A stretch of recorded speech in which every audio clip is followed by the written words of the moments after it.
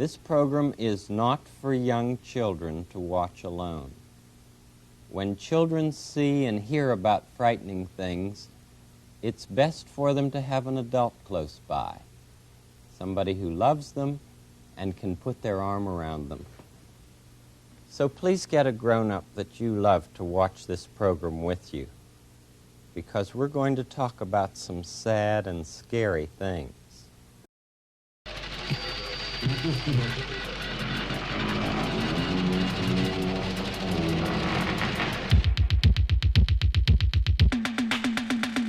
Hello, Mr. DJ.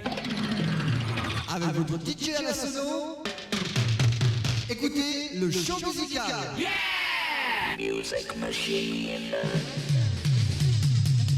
Pénétrez dans cet univers musical. Attention, attention, attention, attention, c'est à vous, vous pour la danse, danse, danse, danse. Dansez sur cette musique folle. Soyez aussi marteau que lui. Super.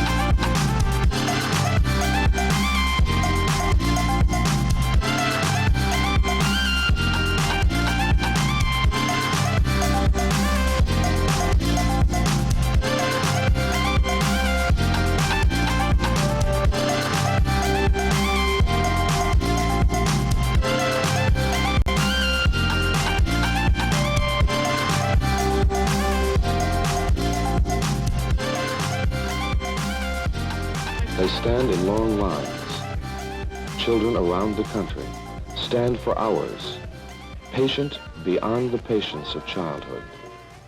They do it because they love him, because he is Fred Rogers, minister, educator, television producer, and above all, Mr. Rogers of Mr. Rogers' Neighborhood. All right, so I haven't watched that in like a really long time. I thought I would play that, so there you go. That was part of an edit that I threw together back in like 2017 or 2016, I don't remember. They're like, yeah, late 2016, early 2017. Anyway, it's an older edit, but I like it. And yeah, my normal intro is actually taken from that. Yeah, whatever. Anyway, so yeah, hey, how's it going, guys? So today is it's not the conclusion of the mitzvah, but we're going to go and continue reading the mitzvahs.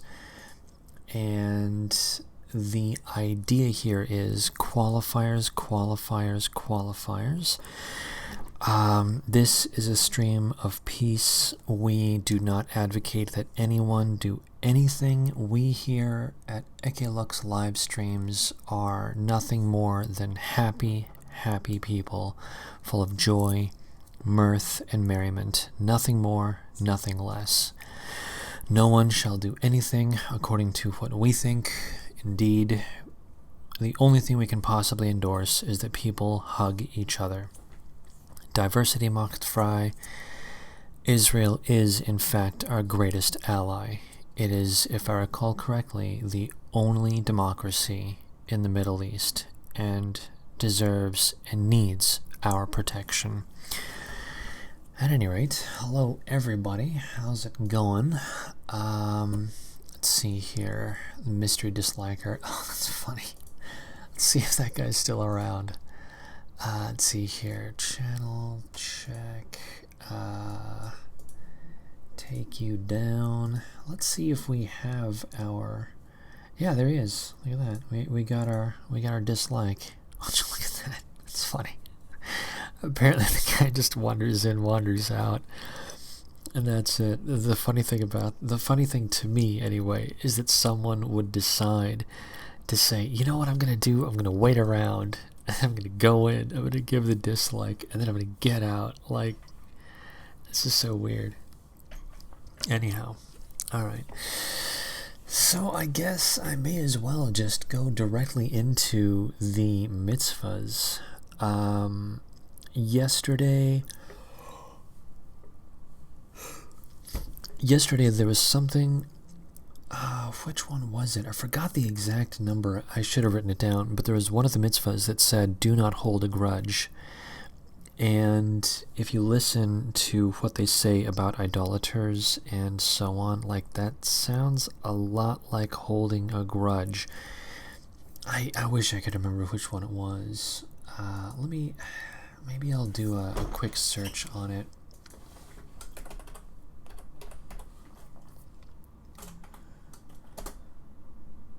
Mitzvah, hold no grudge. Let's see if we can figure out which one that is. Don't take revenge, don't take a grudge. I'm trying to find exactly which one it is. It says say no to revenge and grudges, but that doesn't tell me which one it is. Leviticus 16:1 and 20:27, but I suppose for this particular oh, that's right, I forgot.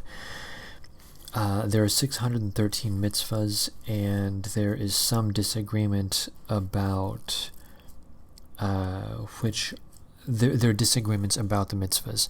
So that could be an ordering issue, and it could be a wording issue. So there could be some minor inconsistencies. So for me to go and find the individual, they might not be annotated like line by line in the exact same order, depending on who you're talking to. So, all right. Well, I suppose I can't worry about that. Anyhow, the whole thing about not keeping a grudge, all I can think is when they talk about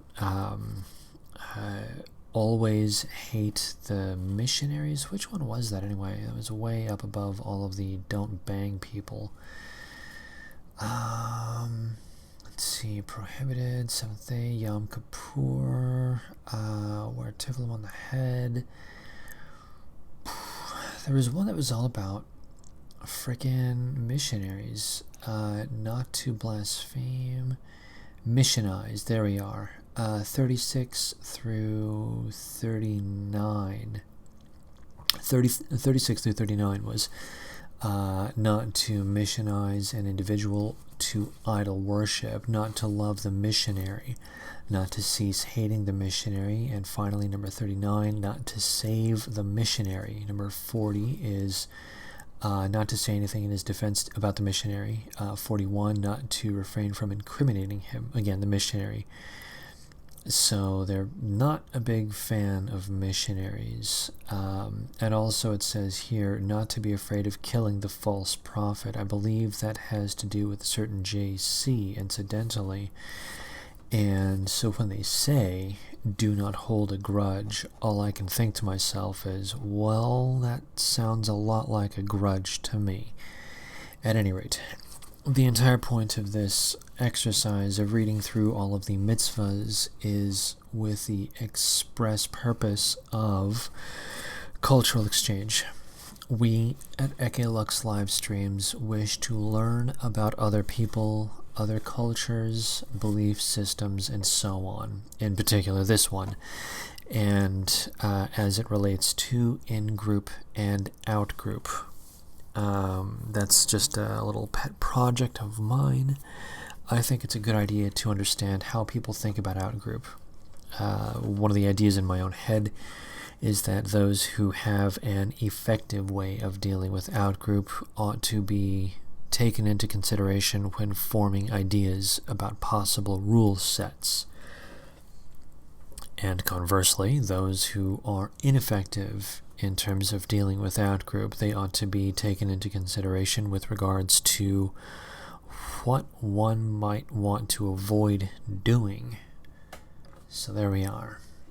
Let me check the chat very briefly. Ove. Yes, Ove. I will absolutely check Tele. My understanding is we're going to have a little tiny burger. That's going to be the deal. At any rate, so we're going to go through. We're going to read some more mitzvahs. Very, very important stuff to see here. Rich says, how nice would it be if we could say precisely what we feel as we feel a grudge-fed post-live stream? Absolutely not. We cannot do that. We're all about posies, pansies, and daffodils here. Nothing but rainbows and kittens. It's really upsetting. But anyway, so at any rate, yeah, we're going to, actually silver screen it. Could well be one of our favorite fellow whites that gives me a downvote.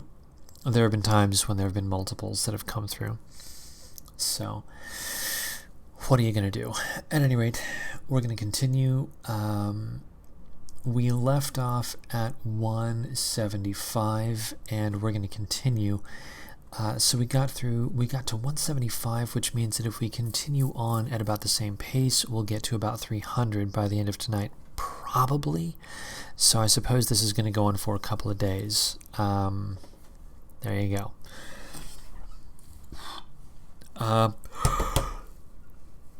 Without further ado, I believe it is time to get on with the mitzvah reading. And let's see how many of these may or may not relate to out-group. Alright, 176. And also, side note, every one of these, they all seem to have a reference to some other section of the Tanakh, which would be the Bible. Very likely this is all Torah. Torah is like the first 10 books or something. And all of these appear, like Deuteronomy and Leviticus, those are early, if I recall correctly. At any rate, these are all annotated with their referent from the Tanakh. So this is not just pulled out of anyone's ass. All of these have references within the Old Testament. Okay, so again, 176. To examine the signs of animals to distinguish between kosher and non-kosher. I don't know what that's all about. Let's move on. To examine the signs of fowl to distinguish between kosher and non-kosher. Fowl meaning bird. Number 178. To examine the signs of fish to distinguish between kosher and non-kosher. Number 179. To examine the signs of locusts to distinguish between kosher and non-kosher. Locusts are a form of grasshoppers, so that sounds pretty gross. Number 180, not to eat non-kosher animals, so no lobster. 181, not to eat non-kosher fowl. 182, not to eat non-kosher fish. 183, not to eat non-kosher flying insects. Mosquitoes, perhaps. 184, not to eat non-kosher creatures that crawl on land. Snails, I suppose. 185, not to eat non-kosher maggots, which of course suggests that there are kosher maggots. 186, not to eat worms found in fruit once they have left the fruit.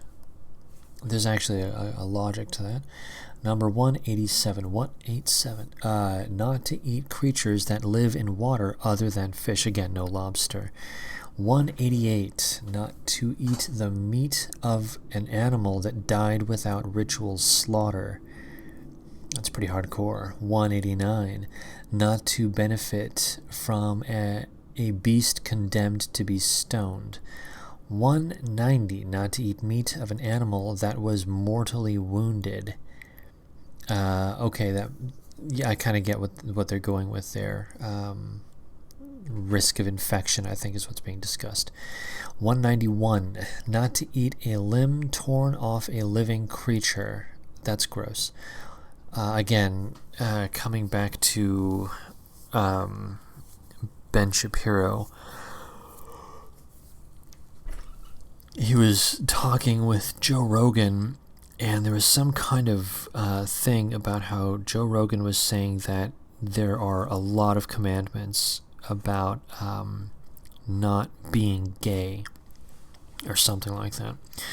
And then Joe Rogan followed up with, but that wasn't really a thing back in those days, to which Ben Shapiro said, well, no, it was very likely a thing. There wouldn't be a commandment against a thing unless that thing was prevalent. I mean, there wouldn't be a commandment against,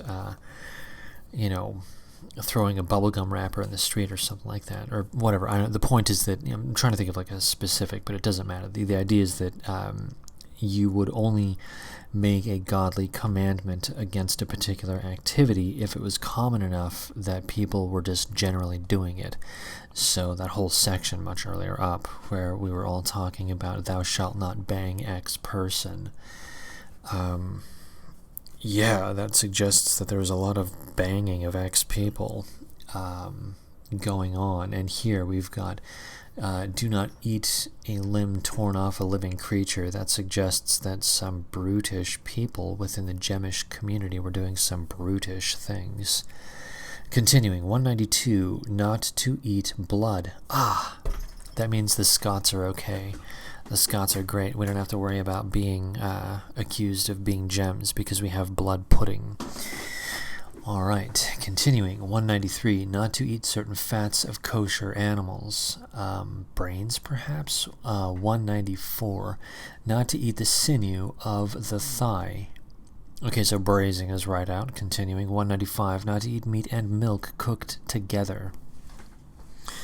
So basically, I'm basically always non-kosher because I eat cheese with my meat at every meal, because I'm trying to go keto, and it's rough. It's so rough. I'm down to about a tablespoon-ish, like 2.5 teaspoons to a tablespoon plus minus in that area of honey per day. And today I had 3 glasses of wine, or 3 cups of wine. It's in a 5-ounce glass, so I mean these aren't huge cups or anything.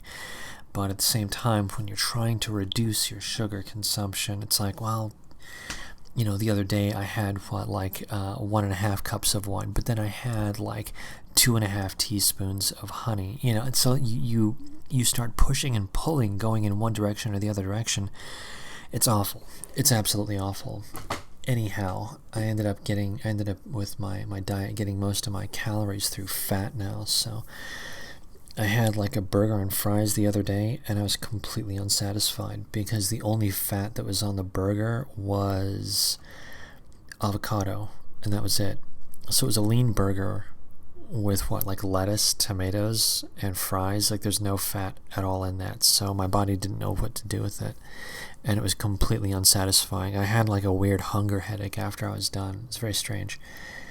I have no idea how. Oh yeah, that's right. Not to eat meat and milk cooked together. It's a brilliant combination. I don't know what these people are talking about. They're out of their minds. Continuing. Not to cook meat and milk together. Again, these people are crazy. Cheeseburgers are awesome. 197. Not to eat bread from new grain before Omer. I don't know what that is. 198. Not to eat parched grains from new grain before Omer. I have no idea what that's all about either. 199. Not to eat ripened grains from new grain before Omer. Apparently Omer is really important. 200. Not to eat fruit of a tree during its first 3 years. Okay. 201. Not to eat diverse seeds planted in a vineyard. Okay. All right. 202. Not to eat untithed fruits. That's actually kind of interesting. Not to eat untithed fruits. Huh. I'll have to think on that sometime, but not today. 203. Not to drink wine poured in service to idols. Ooh. No mass. They can't do mass. All right. 204. To ritually slaughter an animal before eating it. Yowza. 205. Not to slaughter an animal and its offspring on the same day. Okay, well, there's actually some. That sounds kind of reasonable. 206. To cover the blood, parenthetical, of a slaughtered beast or fowl, end parenthetical, with earth. Huh. So if there's blood, you have to cover it with earth. Okay, that's interesting. That would aid in reducing becoming corrupted or impure.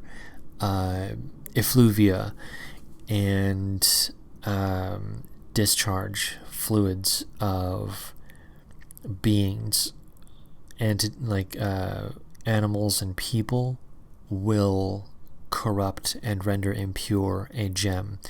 Non-gems cannot be corrupted or become impure. Only gems can become corrupted or impure through effluvia and bodily discharge. So it's imperative that gems not be covered in the bodily fluids of dead beings and so on. So the idea of covering blood with earth, that actually makes a lot of sense, because that would reduce the possibility of becoming corrupted or impure. Continuing. 207. Not to take the mother bird from her children. 208. To release the mother bird before taking the children. 209. Not to swear falsely in G-D's name. I don't know what G-D is. One wonders. 210. Not to take G-D's name in vain.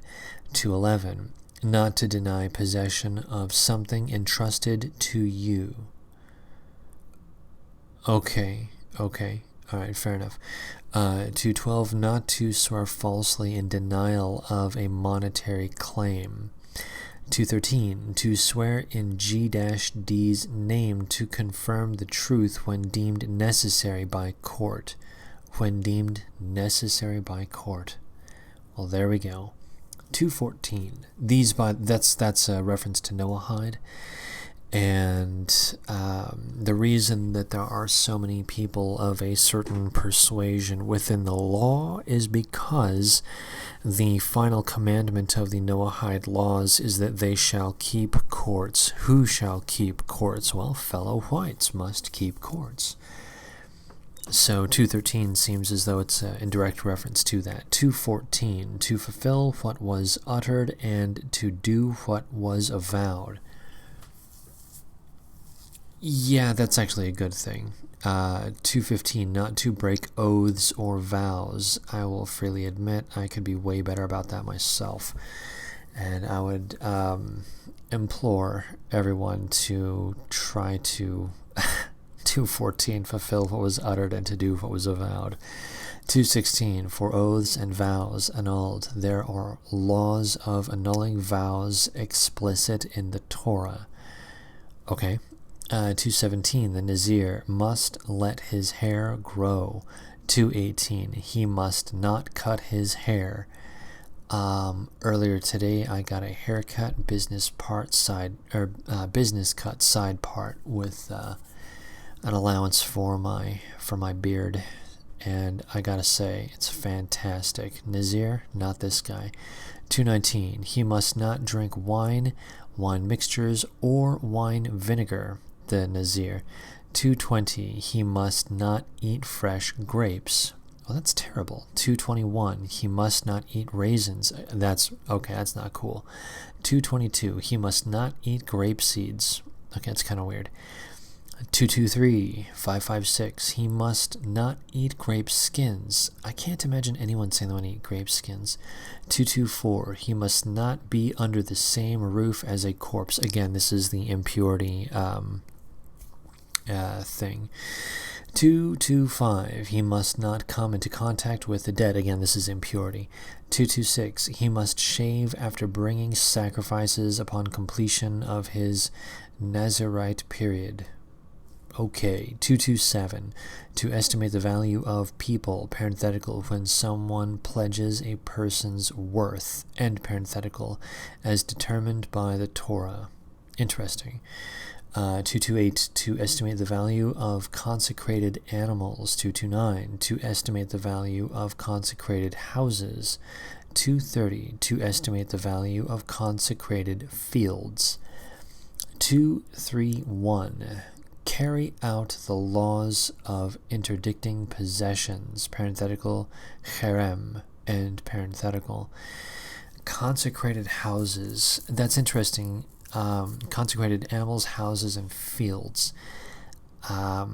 Within the novella Franny and Zoe by J.D. Salinger, I like J.D. Salinger. He's a really good writer.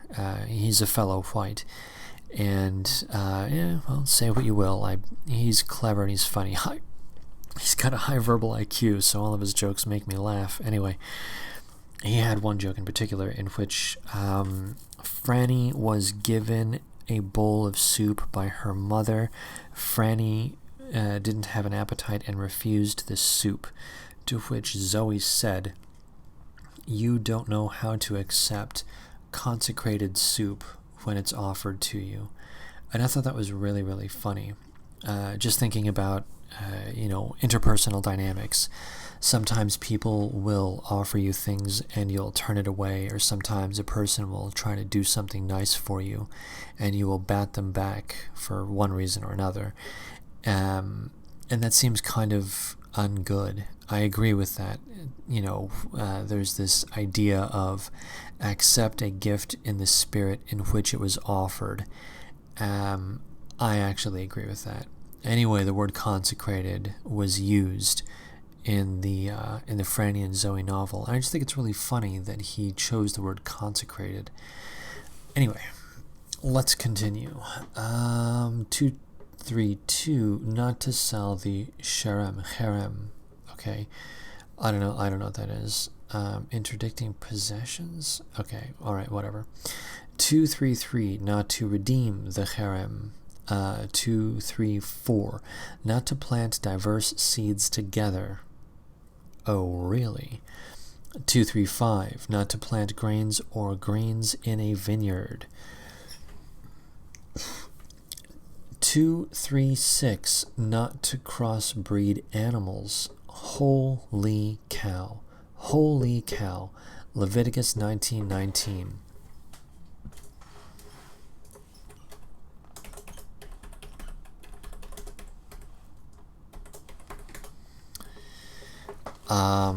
That actually sounds like a hell of a thing. We are referred to by the word goyim, which can refer, it refers to nations, but in the pejorative sense, not people. And it's funny. not to crossbreed animals. I think they refer to us and think of us as being animals. So the idea that we ought not be crossbred is pretty frickin' rich. I'm going to remember that. Leviticus 19:19. I'm gonna look that up, actually. I really want to find that.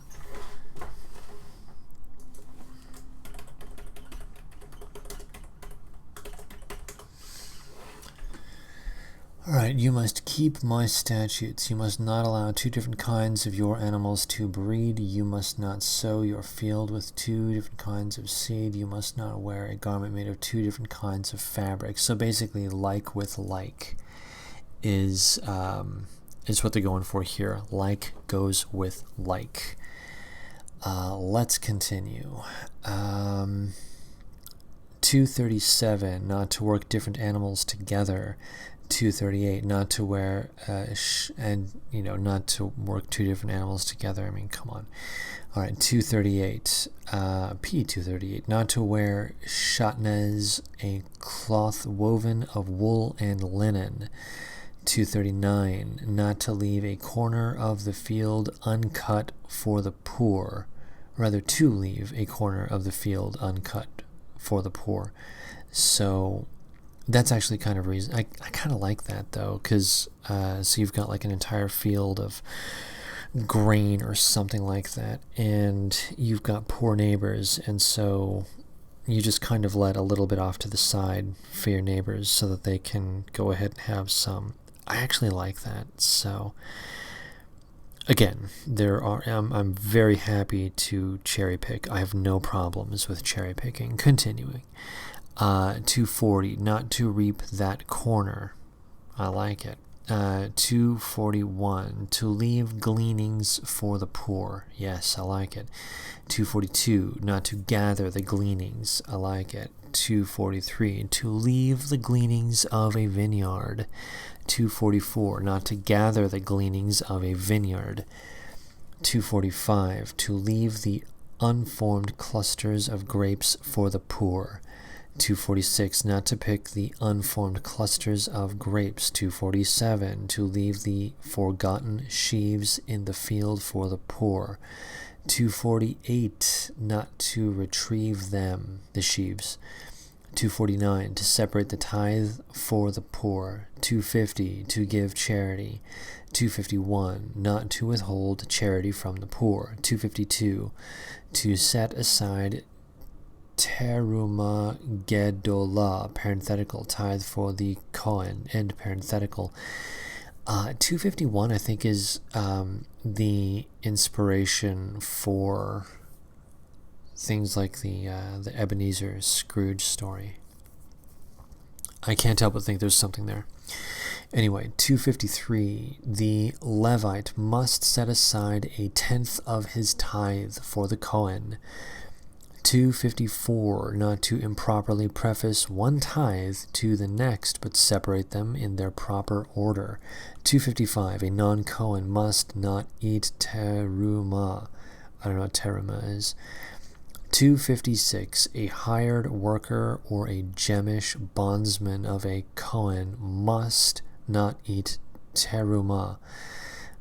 Okay, 257, an uncircumcised Kohen must not eat teruma. 258, an impure Kohen must not eat teruma. 259, a halala, parenthetical, see mitzvah 174, and parenthetical, must not eat teruma. Apparently teruma is very, very important. 260, to set aside maaser, parenthetical, tithe, and parenthetical, each planting year, and give it to a Levite. 261, to set aside the second tithe, parenthetical, which is to be eaten in Jerusalem, end parenthetical. Actually, you know what? See here. We're at 262. 262. Yeah, that's palindromatic. I can remember that. I am going to play a little tiny track because I would like to have a little sip of water. It's 11 35, and I think that's just about good enough for me anyhow to take just the tiniest little break. So at any rate, here we are. I'm going to play some music. This is a great track. I love this track. This one is from my youth. I don't think that this one is going to get caught by the algorithm. I've played it several times without it getting caught by the algorithm, so crossing the fingers that YouTube didn't just change the algorithm without my knowing. We'll see what happens. Anyhow, this is Stuck on You by Failure, which is a fantastic band. Big time 90s garbage. I love them. They're so good. And this track, Stuck on You, I mean, this is pure H-rock, and I understand that it's very degenerate, but this track I love a lot. And though on a surface level it might sound like he's talking about a woman or a girl, he is in fact talking about a song that just gets stuck in your head. It's a great track. I love it tremendously. Anyhow, here we are, Stuck on You by Failure.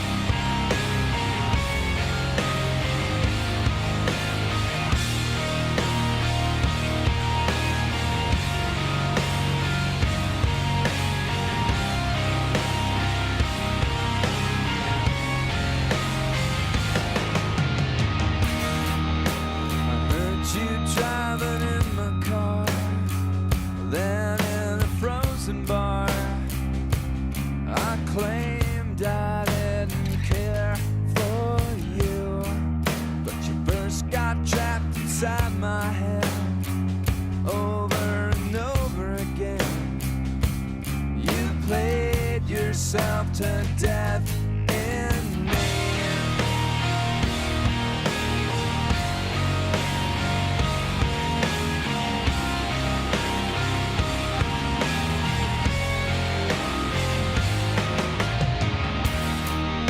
I thought I'd drop you easily, but that was not to be. You burrowed like a summer tick. So you invade my sleep and confuse my dreams. Turn my nights to sleepless-ish. Stuck on you till the end of time. I'm too tired to fight your rhyme. Stuck on you till the end of time. You've got me paralyzed.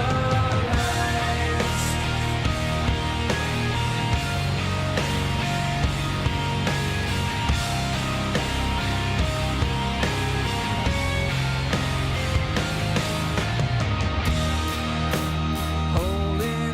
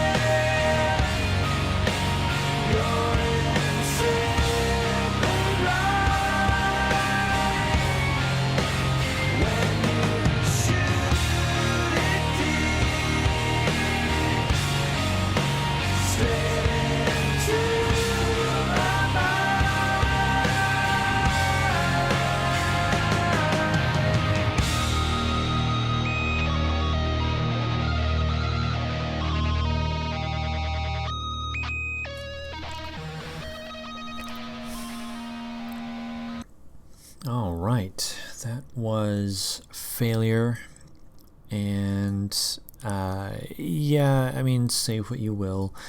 I understand that Failure is basically 100% paused. I understand that, my gosh, like pure H-Rock, like actual H-Rock. But man, they're just great. They're just really great to listen to. They put out an album a couple of years ago in 2015 or so. So they would be in their like 40s or 50s. No, 40s, I suppose, like later 40s, because they were only a little bit older than me. Failure came out back when David Geffen was signing just everybody, their brother, sister, cousin, best friend, and roommate from college.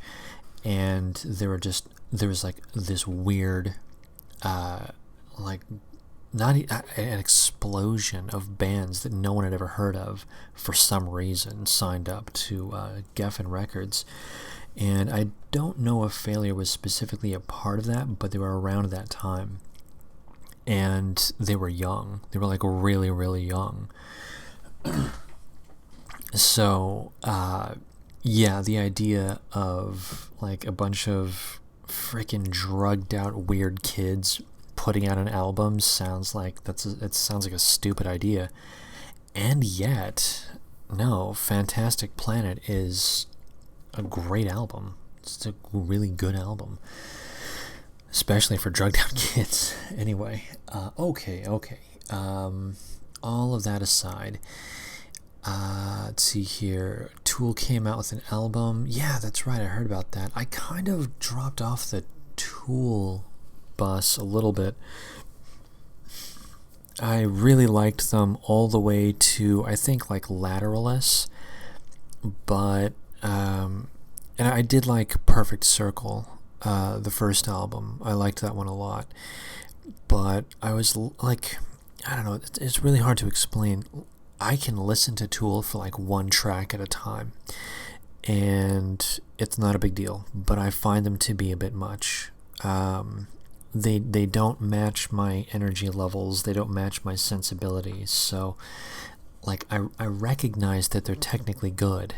I mean, I know that very fucking well because I've got 4 of their albums and I like them. They're really good albums, but it's kind of hard for me to it's hard for me to get into most of Tool's stuff for more than like 2 or 3 tracks at a time. Like, I can listen to, I can listen to an entire Vaporwave album for some reason. I don't know why, but I can. And yet, I can only listen to, like, my favorite Tool album is Enema. That's my favorite one. And there are a couple of sequences where there are some good tracks that kind of bounce off of one another. But again, the intensity level is just too high for me. So again, it's just hard. It's weird, isn't it? It's just weird. Like, different people have different tastes and sensibilities.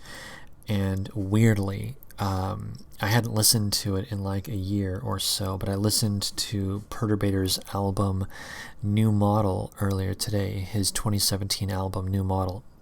Brilliant album, outstanding album. It is so good. I know that I just used both of those descriptors for Fantastic Planet in the chat, but if anyone is into metal, like heavy metal influenced synth, darkwave, holy shit,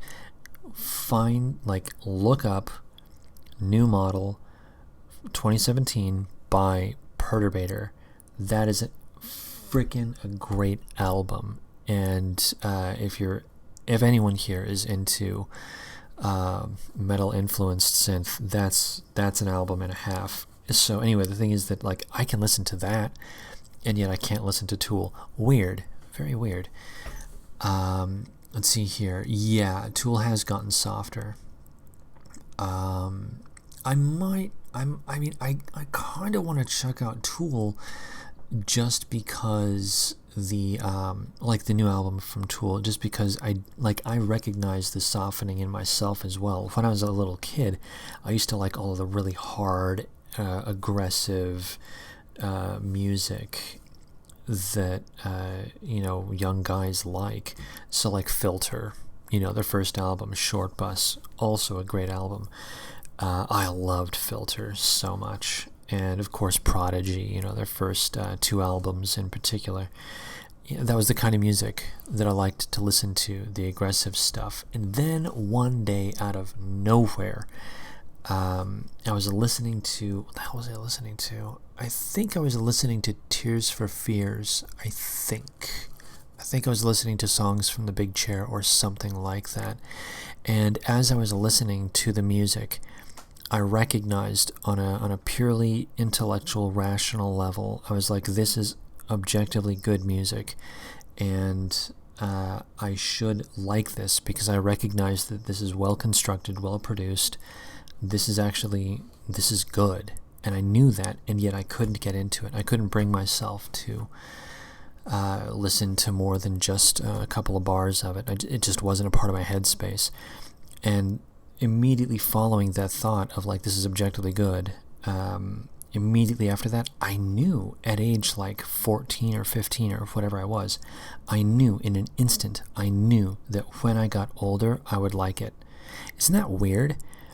It's very, very strange. So anyhow, that makes me want to check out Tool with the idea that perhaps I recognize that I have gotten a bit less edgy with age, and perhaps maybe I would be able to maybe I would be able to appreciate Tool's latest release. I don't know. But I think I'll go ahead and do that anyway. Let's see here. Oh, Ove wants to come on, but Ove, I'm supposed to be reading the mitzvahs. Here I am talking about music, and I'm supposed to be reading the mitzvahs. Let's see here. One day out of nowhere, I turned 40 and didn't like hard music anymore. Yeah, it's not far off. It's not far off at all. I mean, I still like it. Again, I was listening to New Model earlier today, and that has some pretty banging freaking tracks in it. So yeah, I still have a little bit of that in me somewhere, but it's just kind of in the background, if that makes any sense. So anyhow, yeah, I gotta get through the mitzvahs. I gotta get through the mitzvahs. Mitzvah. Well, then again, it's 11:49. Let's see here. Yeah, I really should. No, I really should. I can't make it, I think, all the way through to, well, can I make it to 300? I think I can. I actually think I can make it to 300. But yeah, I think I'm gonna keep this kind of a shorter stream, though I may. Ove and Jonathan Pohl are both here. All right, you know what? I am gonna make a link. I'm gonna make a link, and I'm gonna get a link out to Ove and Jonathan Pohl. Is what I'm gonna do. Where are we? Loading Gmail. This is taking time. Boomer Tech issues. Video. Okay, there we are. Come now. There we are. Okay, so now we've got this. Again, Boomer Tech. All of this takes time, sadly. I wish that all of this could just be instantaneous, but I can't make it be instantaneous. Alright, we've got this. Yes. There we are. To you. JP. And let's go out all the way to... Yes, there we are. I think we're in the area. Boom.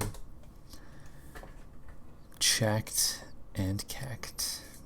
Alright, so now we will just wait. We will wait for Mr. Pohl to pop by, and possibly Ove to pop by. Check them, guys. Check them. Metal is Goy Mitzvah. Yeah, that actually does seem to be the case. And also synth. I think metal and synth are basically white people music. Like, not even joking. I genuinely think that's the case. Let's see here. Marge liked Judas Priest. That's funny. Wasn't Judas Priest that was the band that had that one track, Breaking the Law, Breaking the Law? I think that was those guys. Which I only found out about because of Beavis and Butthead. Let's see here. By the way, finally vindicated. Magma? Josh Neal likes Magma? I don't know what Magma is. It sounds like a band. Let's see here. Let's see. Iron Maiden. Oh, yeah, those guys. Yeah, it's... I wish that I could relate. Like, I grew up with Tears for Fears and, like, British synth and whatnot. Like, I was listening to video game. Like, I would actually listen to the Mega Man, like, Mega Man 2. This was the first video game that I ever beat. And I started listening to the music, and I was like, this is actually really kick-ass music. And so I started, strangely enough, I started liking video game music. Kind of a weird thing to like. But there it is. Strange. Very, very strange. Let's see here. Failure. What a melodramatic 90s band name. Yeah, actually, they were. And, I mean, if you listen to their albums and what they're talking, especially Fantastic Planet, like, it's really trippy, and it's really out there. And, like, they were almost taking themselves too seriously. Almost. They were absolutely taking themselves too seriously. Marge asks, what's the outro song that I play with the blue pick of Nassim?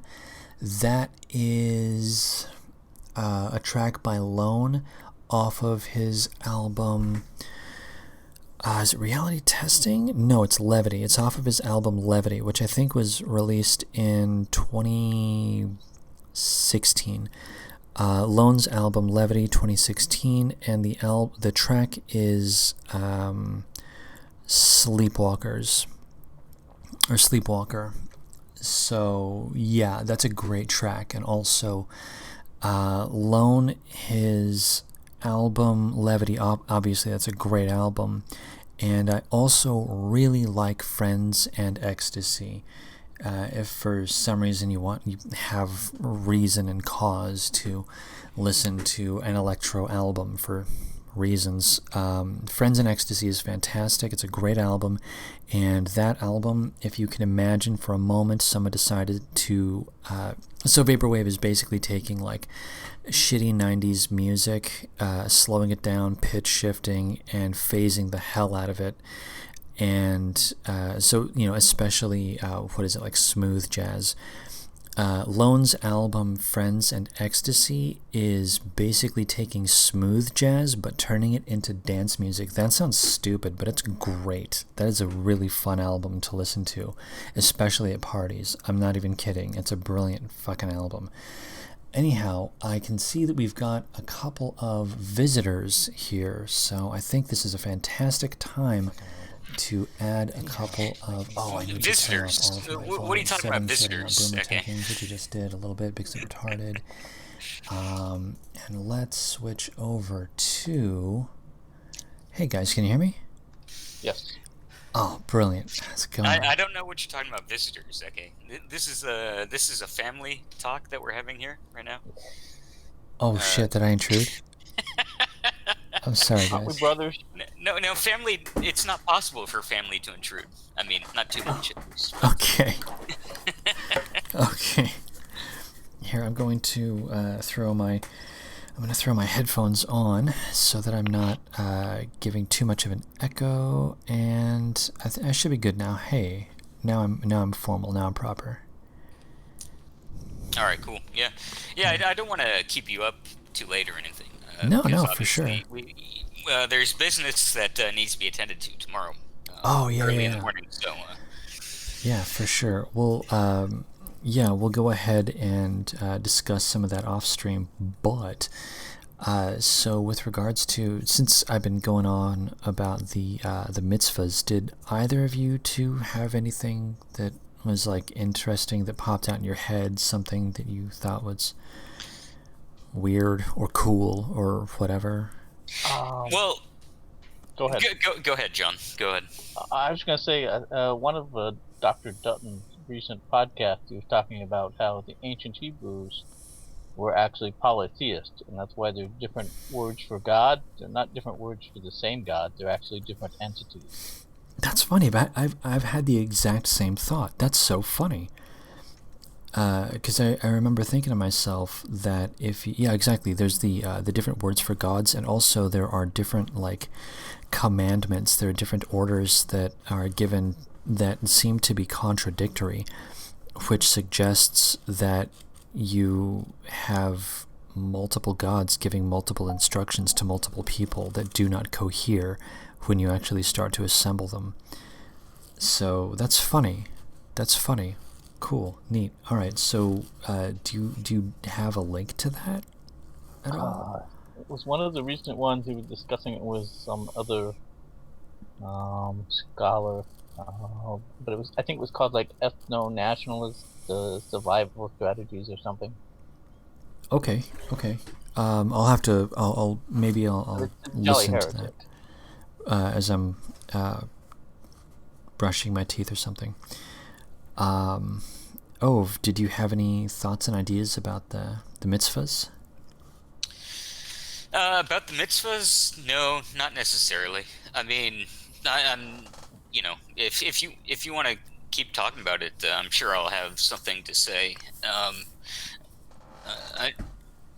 As we go along. I haven't been, unfortunately, I haven't been listening to the stream consistently. How dare you? I had to, I had to run out for some errands real quick, so. How dare you have a life? Yeah. Well, you talk about how dare me, but how dare you, talk shit about Tool, Like, I mean, you say that, I just don't understand how I like Tool. That's why I came on. I'm like, what, Eke doesn't like Tool? No, Tool is, Tool is the vaporwave of metal. No, like, how can you not like Tool? I literally just said that I've got 4 of their albums, and I freaking love them. They're great. No, yeah, they are. I mean, the funny thing is that you say you listen to them up till Lateralis. But I mean, they keep getting softer and softer, so I figure like you should like them more and more, Yeah. Like, are they the air supply level yet? Oh yeah. Okay. Once they, when they start sounding like Huey Lewis in the News, then I'm in. I don't know who that is, unfortunately. Oh my god. Huey Lewis in the News, dude. Watch fucking American Psycho, you weirdo. In the 80s. Oh, I've seen American Psycho, but it was a while ago. Well, they also did the track "The Power of Love" that was featured in Back to the Future. The power of love. I've got a wonderful side tangent, actually. Speaking of American Psycho, yeah. I found this new YouTube channel where it's all about like police interrogations of like murder suspects and things like that. Not just suspects, but a lot of these people have been convicted, like they actually did, commit the murder. And this whole channel is dedicated to like body language and like analyzing how these people act in the investigation and what makes them actually confess and things like that. Jim Can't Swim, Silver Screen, that's the one. I just signed up for his Patreon today because I'm like, dude, I've gotta see all the shit this guy is putting out. Yeah. Nice. It's some good shit. Yeah, I've been watching that before. Well, I was waiting for you to start streaming, but I was watching that before you came on. Nice. Well, I've watched a couple of those. I've gone through a couple of those weird things where you just find yourself on YouTube for some reason, and you find yourself in like deep dives of watching commercials from like the 70s for reasons that you can't even explain. And dude, it was under the YouTube recommendations. Like YouTube, I'd never heard of the channel before. YouTube recommended it, and the first video that I saw was Colonel Russell Williams or something like that, like this Canadian Air Force colonel. Yeah. And it said the interrogation, or like Colonel Russell's like psychological breakdown. That sounds cool. Yeah, and it was really interesting. Because, the funny thing is because when I was a teenager, like, and by the way, Tom, I have seen American Psycho, but I've only seen it once, and it was when I was... You have to listen to Sports. Sports. That's the album, the 1982 album by Huey Lewis and the News. That's a brilliant album. You have to listen to that. Sports. Listen to it. Sports by who? Sorry? Huey Lewis and the News. Okay, all right. I'll check that out. You think I'm joking? I'm not joking. It's a great. No, album. all right. Here, I'm typing it. I'm typing it down right now. Okay. Huey Lewis, Huey Huey, right? I forget. But Huey yeah. Lewis and the News. And I'm just gonna throw this out there. What's the name of the song? The album is Sports. Sports. Okay. Yeah. Now my favorite album or my favorite track by Huey Lewis and the News is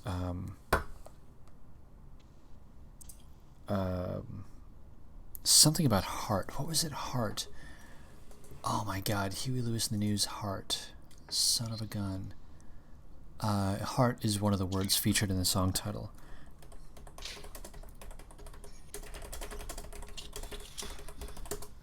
Heart of something. Heart and Soul. Okay, Heart and Soul is a mega paused track. That is a super paused track. He's basically lamenting about a chick that I'm pretty sure is kind of a floozy, but the amount of cowbell in that track is perfect. Absolutely perfect. Could never have too much cowbell. Yeah. Let the Blue Oyster Cult, Don't Fear the Reaper. Yeah, I would say that there is a... okay, I think there's a balance. Side note, by the way, to Marge, the album Friends and Ecstasy by Lone, one of my favorite tracks, I can't remember which track it is, but one of my favorite tracks in Friends and Ecstasy features dueling cowbells, a sample of a cowbell and also the cowbell sound off of a Roland 808. So it's dueling cowbells, the track. Fucking banger. That is a banger of a track. Anyway, I do think that generally there is a balance, and I would say Heart and Soul has the perfect balance of cowbell. I sound like I'm joking, but I'm not. I fucking love that track. It's great. This is what it's come to. Men in their 40s discussing cowbell music. Well, I mean, what else are we gonna do, dude? It's 2019.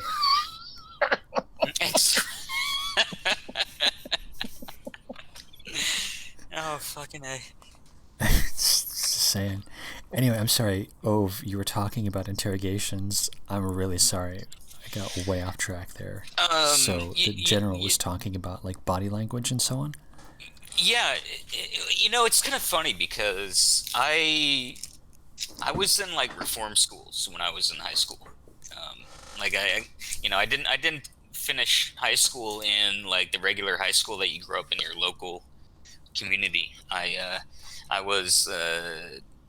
did the whole wilderness program thing and all that kind of shit, and finished up high school in like a this kind of like weird kind of mentality. And a lot of the people that were there were like, some of them were court ordered to be there. Some of them were like the typical kind of like goth kind of like, I love reading about serial killers, and I love reading about, all this kind of shit, whatever it might be, like all this kind of like, weird shit that, when I was there, I'm just like, why, who cares? Like, these people are crazy. Like, why would you even be interested in them? And, and I still feel that way. But like the way that I look at it nowadays is like, oh, I mean, these subjects actually are interesting, but I think that it's a good idea. It's not like a teenage like rape fantasy kind of interesting. Right? Yeah. It's more like, oh, dude, like this is how crazy some people can be, and like it's really interesting just to kind of observe, like these kind of psychopaths, or whatever you want to call them, like while they're being interrogated by police. Well, but some of them are psychopaths and some are not. So yeah, true. It kind of depends. Because like I think psychopaths, according to one guy, what's his name? Robert Robert something, the guy who wrote Without Conscience, Robert something. Anyway, he was saying that he thought that psychopaths were approximately 40% of the prison population, which is super high. So that means that, like, basically 60% of people, they're not psychopaths, they're just either idiots or malicious or God knows what. But yeah, normal people are capable of doing bad things. And I do think, by the way, I do think that it's worth investigating. I absolutely agree with the idea of looking into these kinds of things, because I do that on purpose. And you know, I should clarify. It's not that I'm necessarily interested in like what the psychopaths or what the criminals have to say, or I mean, some of these people were actually innocent while they're being interrogated. But the interesting thing was just seeing the kind of the interplay, right? Like, these are the questions that the investigator asks, right? And this is the way that the interrogated reacts.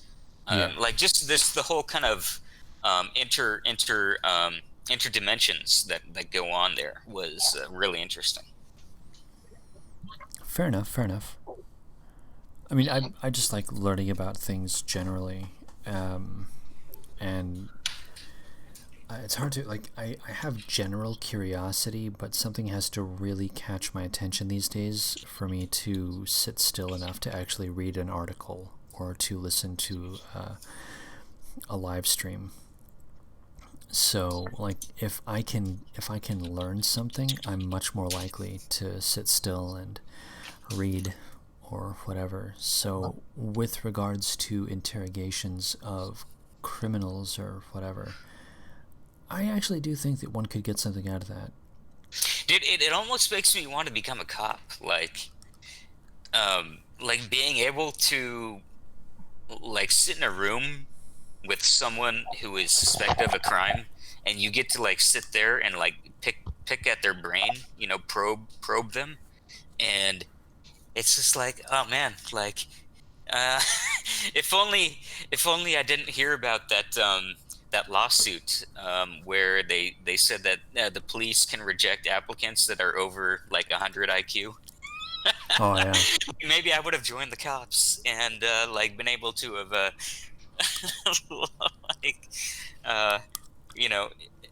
do a lot of this interrogation work. That would have been. It seems like a lot of fun, to be honest. I don't think it would be fun, but to each their own. Well, I mean, yeah, it's not fun to hear how fucked up people are and like the fucked up things that people do. Definitely. Well, and one of the guys in chat is saying that cops are basically 95% or doing 95% paperwork. That's Zoo. That's Emperor. Emperor is. Oh yeah, that's right. Emperor Zoo. Yeah, like when I learned about that, I was like, oh my god, no wonder those guys are like fat and upset all the time. You're just filling out forms for everything. You take a break, you fill out a form. It's awful. It just sounds lame.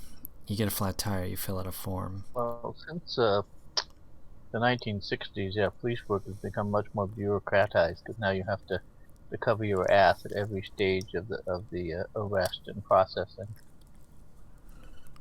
Yeah, it sounds lame. Yeah, I mean, I harbor no. I mean, I'm fully aware that being an officer of the law is there's a lot of gray area that goes on there. And I'm fully cognizant of that, but I don't know. It's kind of like my optimism that if the police were fully,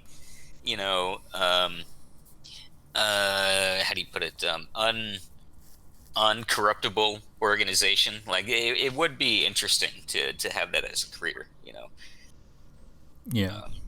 I mean, yeah, I guess so. Yeah, I think it would depend on what your intentions are. Dude, I just love sniffing out bullshit. Yeah. Like I love sitting down with someone and talking to them, Well, and like. But you can do that without being a cop. Yeah, but I mean, how do you get paid for it without being a cop? I mean, sure, there are other positions like being a lawyer or something like that, which been I've been involved in that field, but like I don't know, like it seems like being a cop is the kind of being a detective, like a Sherlock Holmes kind of figure, is kind of the kind of the be all end all for that kind of thing. I would only be interested in going after big fish. So for me, being a cop wouldn't be enough. I would only be interested in going after like FBI levels of corruption, or I don't know, one of the best movies I ever saw. It takes place in Poland during World War II, and it's a Kripo agent, and he's investigating the murder of a Polish prostitute. So like nobody cares about the case, right? It's like not on anybody's radar, but he's like obsessed with it. But it's really good, and it goes into all the kinds of details. Is that a movie or is it a? Yeah, it's a movie. What's it called? I can't remember. How dare you? I know it's in English and it's in black and white. List? No. Dude. This was before all of that, because the Kripo guy is portrayed very, very sympathetically. We can't be making fun of certain documentaries here on the stream.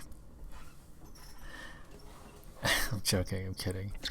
I'm always terrified. Is this called a Polish snuffer? I don't think so. I think that's a joke. I don't know. Yeah. I don't know. Yeah, it sounds like a cool movie. Like I would watch that. It sounds like a neat premise. So, well, geez, I wish that I could. Well, then again, I'm supposed to be watching. Was it Dutton or something? Right? Was that the one? Edward Dutton, the Jolly Heretic. Yeah. So Mr. Dutton, he had that thing about the mitzvahs, right? And that was. Oh. What was the name of that stream? Something about ethno-nationalism. Okay. Survival strategies. Okay.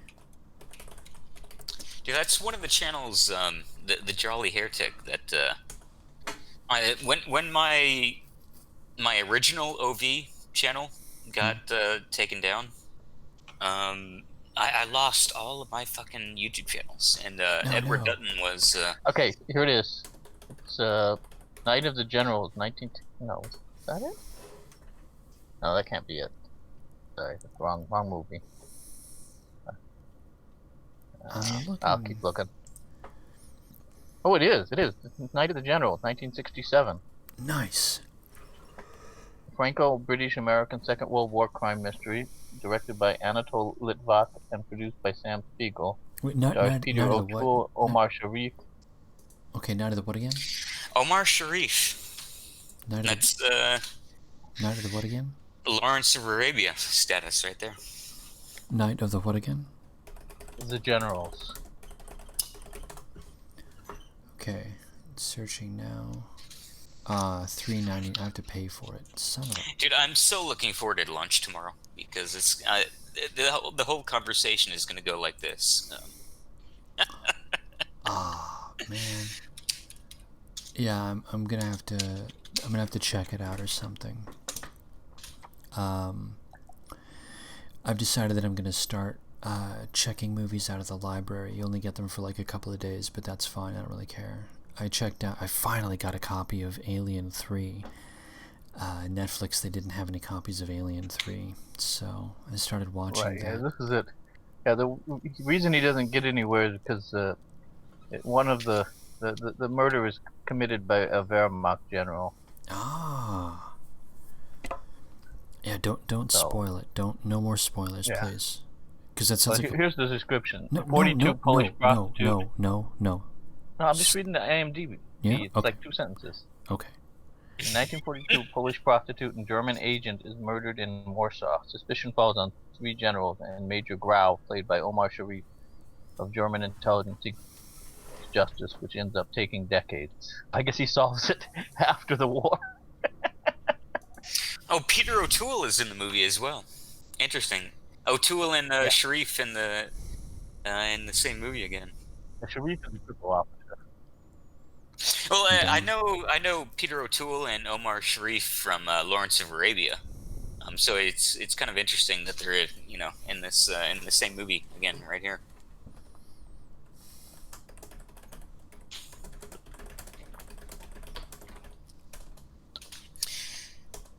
I'm kind of curious. What's your opinion on Lawrence of Arabia, or I mean, just Colonel Lawrence? What's his name? What's his real name? Lawrence. I forgot, but he was a confused Yeah. bastard. What's your opinion on Lawrence of Arabia, Otto? I mean, a little bit of a derailment, but The movie or the man the himself, to historical be figure? honest. The man himself. Man himself was an interesting character. He was a strong opponent of who was it? Mark. What was his first name? Sykes. I think it was Mark Sykes. Who drew the Sykes-Picot line? Oh yeah, or the Sykes-Picot Agreement, right? Which dealt with. Yeah, Picot was French. Yeah. Yeah, Mark Sykes is his name. So Lawrence Arabia was involved in that big whole conflict between the British and the French between World War One and World War Two, where they were backing all kinds of guerrillas against each other. But a lot of those guerrillas on the British side had been trained by Lawrence of Arabia. Yeah, it's really interesting. The whole. I mean, if Lawrence had gotten his way, like there would be no, there'd be no. I mean, at least not to the extent that we see today. There would be no Shia versus Sunni kind of animosity, right? Because the whole Sykes-Picot Agreement was to divide Iraq into like where are the oil fields located, and that was more not so much Sykes, but Gertrude Bell, who was in Baghdad. Mm-hmm. But you would agree. I mean, okay. So whether it's Sykes or Picot or whatever, I mean, the you would agree that the thrust of the argument is, or the thrust of that agreement rather, is that it divided up the Middle East into all of these different principalities, which were. The big thing, if Lawrence had more sway, is that there would not be an Israel. He was opposed to the Balfour Declaration. True. Yeah, he was. Yeah. Yeah, and that's yeah, dude, Lawrence of Arabia. That's if anyone hasn't seen that movie, it's an interesting film. I mean, whether the film itself is entirely accurate about his character is another story, but if you actually look into Lawrence himself as a real historical figure, he was very much kind of like he was very much like a Kaiserian, kind of like a modern day Kaiser, trying to do the best for the common people. Even if they are dirty Muslims. He did the best that he could to help the common man and prevent them from being taken over by corporate or imperialistic interests, if that makes sense. Because obviously Kaiser, or I mean I should say Caesar, Julius Caesar, Kaiser, Julius Kaiser, Julius Caesar. Even Kaiser himself had imperialistic ambitions as well, but he wanted them implemented in the best possible way, and I think that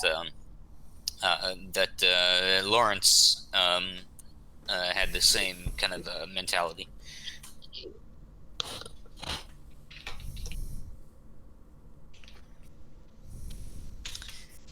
Julius Goose Whisper says Julius Caesar. Actually, I mean, you're not. You're correct, but you're not.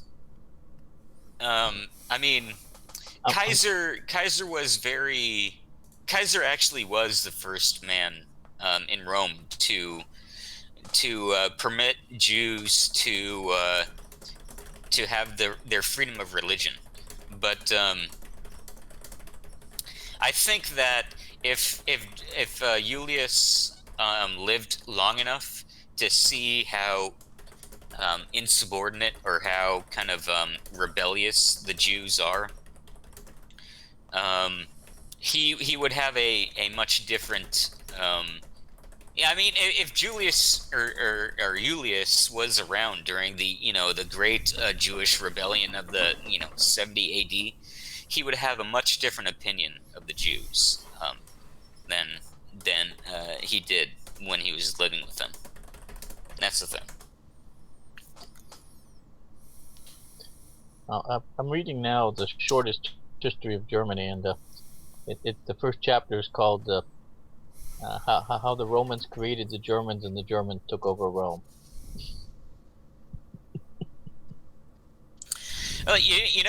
Kaiser himself had a Germanic bodyguard. Yeah, they go over that. Yeah. That's the thing, right? Is that it's really interesting looking at a lot of Italic, Romanic politics, because a lot of it depends on the point of view, right? People like Cato, or people like Cicero to an extent, or people like what's his name?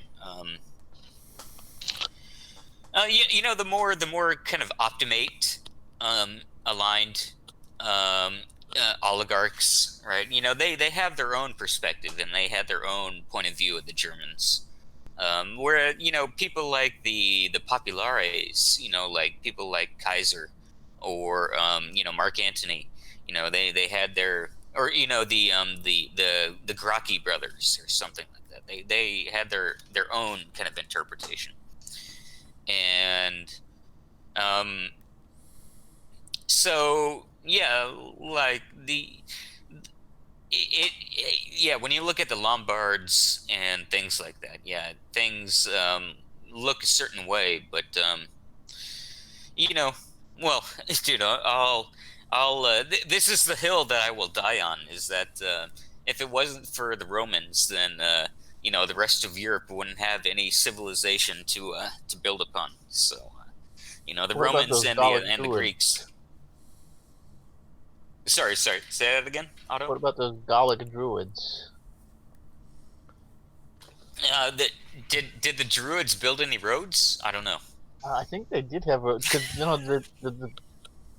this book starts out distinguishing that they have settled agriculture and religion, and they write in Greek letters in Gaul, and that the across the Rhine none of that exists. They just eat meat and cheese and wear furs and go around attacking Roman fortifications. Well, it's kind of funny. That's kind of a funny discussion, because I would actually be more inclined to agree with the Germanics, right? Like, I would rather be a fucking meat and cheese eater than a fucking farmer. Dude, meat and cheese is awesome. Yeah. And it was the Gauls that when when the Germans started invading Gaul, the Gauls, as much as they hated the Romans, the Gauls said, "Hey, Romans, protect us. The Germans are invading." It's just like, yeah, that's, Germans doing what they do best,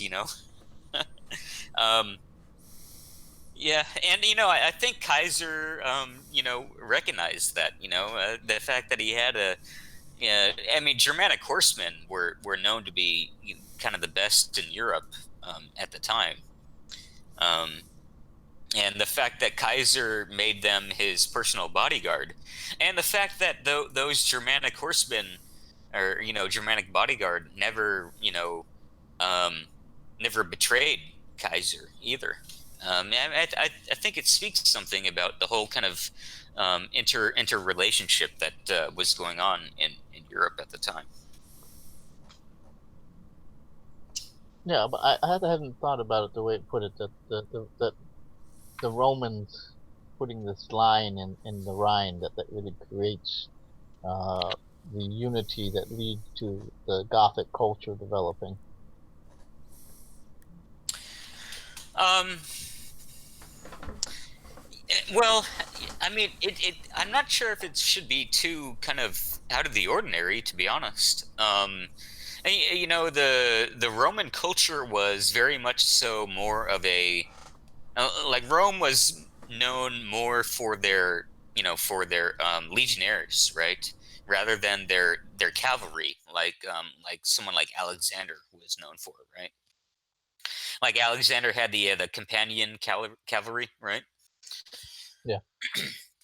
Rome was always very much more a foot soldier kind of military, and you know it's hard to maintain an empire um, when when you rely on foot soldiers and they have to travel hundreds, if not thousands of miles to maintain that empire.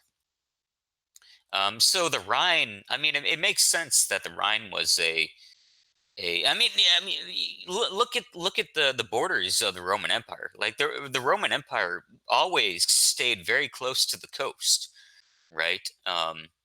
It never really wandered too far into the hinterland, as it were, right?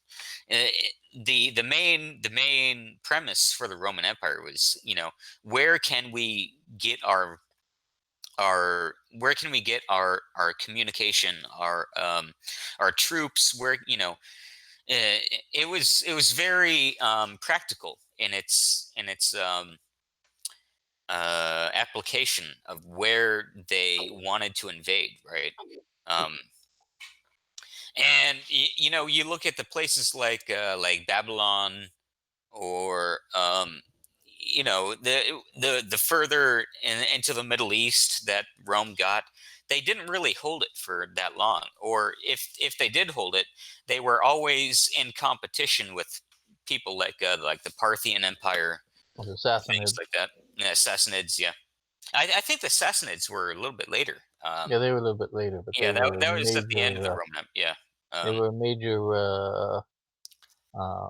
threat to the Romans in the Middle East. Yeah, yeah. So like the Rome did its best when it was maintaining an empire that it could practically send reinforcements or have clear communication, right? Like on the borders of the Mediterranean and things like that. And so you could look at the Rhine as like another border, kind of like a border of the Mediterranean. Um, so that's the way I look at it. Yeah, I mean, when they went in for the first big punitive expedition, um, uh, there was one allied tribe that offered to of Germans that offered to ferry them across, but they decided we'll just build a bridge, and in 10 days they built a bridge, and like 12 legions came across. Yeah, yeah. Wait, are you saying that the Germans learned their bridge building from Rome? Is that what you're saying? I'm saying the Romans had it first. Oh, fucking A. Dude, I'm sorry. I feel like I've totally hijacked this Eke stream. Eke, are you still there?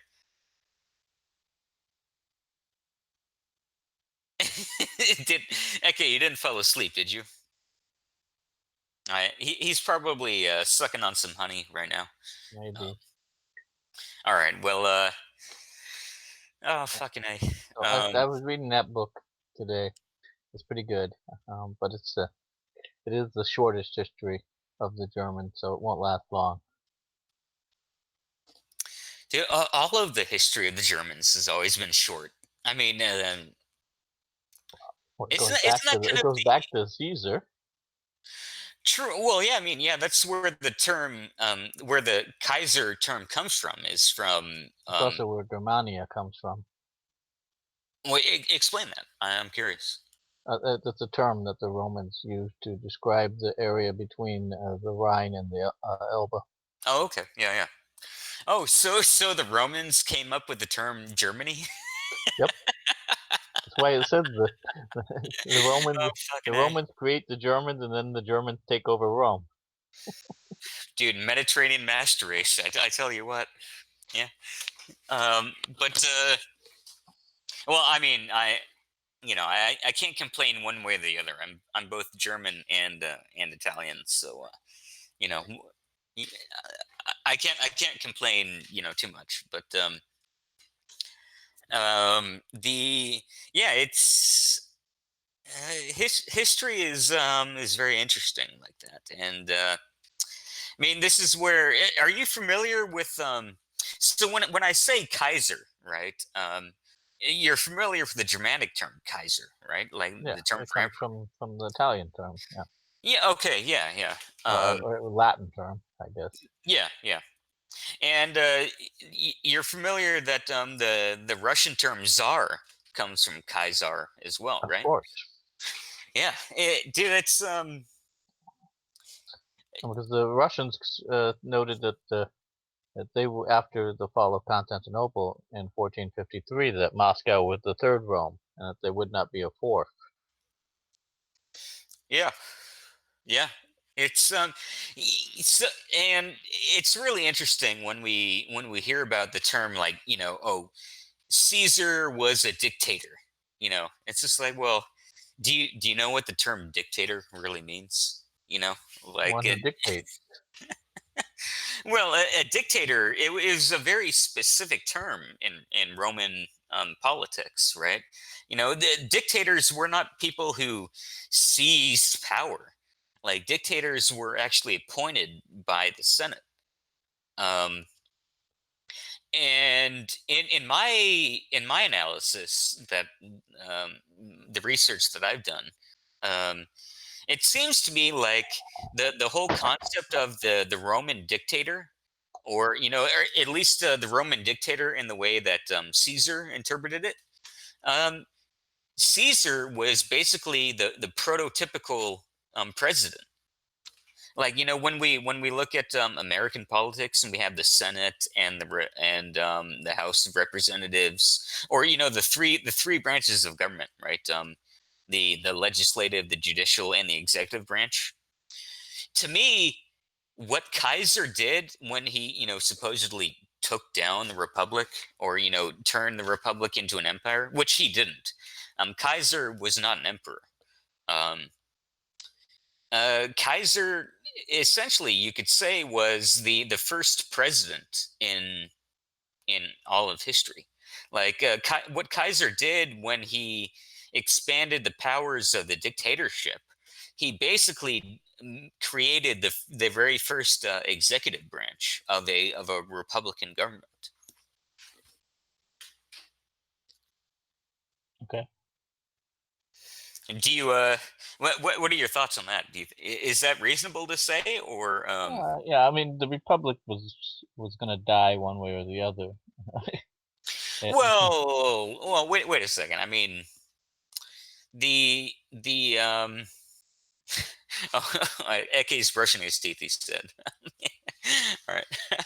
um I mean, yeah, all kind of forms of government die after a certain point. But I mean, Right. would you say that Kaiser was the the imperative for the republic to die, or No, I mean, no. I think it was gonna die anyways, and he managed to I guess in helping it along its way to death create the I mean, you can think of 1,000 different scenarios in which it would have been much worse, where the territory would have splintered, where there would have been far worse civil war, where there would have been an end to the imperium that the Republic had founded in terms of rule over territory outside of the peninsula. Yeah, I would say that the Republic was dead as soon as there was a division between the Optimates and the Populares, right? I mean, as soon as you have a division between different sects of people, that is the first step to the crumbling of your system. And someone like Kaiser, where do you know who Michael Parenti is? The historian. Yeah. He did a really great. He wrote a book called "The Assassination of Julius Caesar." I've heard of it. And sorry, yeah, go ahead. No, I know. I've heard of that book. I Yeah. don't think I've read it. Yeah, he also did a really interesting like when the book was first published, he went on like a speaking tour, and there's a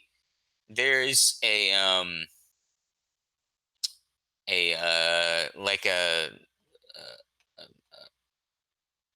an oratory that he has. It's on YouTube somewhere. I have it downloaded. I had it uploaded on my channel before it got taken down. But yeah, like it seems like the whole kind of Kaisarian aspect was more interested in maintaining a functional system than the Optimates like Cato or any of the kind of like oligarchic powers were actually interested in. So yeah, it's well, I mean, it's an interesting subject, no doubt. Did you see that your favorite historian, Laura Weinstein, has doubled down and written a whole big internet article on the evil Irish nationalist anti-Semites? I did not see that. No. Wait. Is it? I remember you mentioned something about this like a week ago. Has there been more developments since then? This one was put up the 28th. This article on her. Oh, dude, drop a link in the chat. Yeah, I put it on my Twitter. Let's see if I can find it. Oh God, Daniel Sprigowitz is in chat. Dude, Daniel, we're not even talking about Hitler right now. Jesus Christ, like. I'm more than willing to talk to you, Daniel, whenever you want. But although you said that you put my email into the spam box, but Daniel, like, wait your turn, and we can talk. Jesus Christ. Let's not take the Lord's name in vain, buddy. Sorry. This is a Christian channel. All right, glad you're back, AK. I'm gonna step away for a second. I just gotta grab a glass of water real quick. Yeah. All right.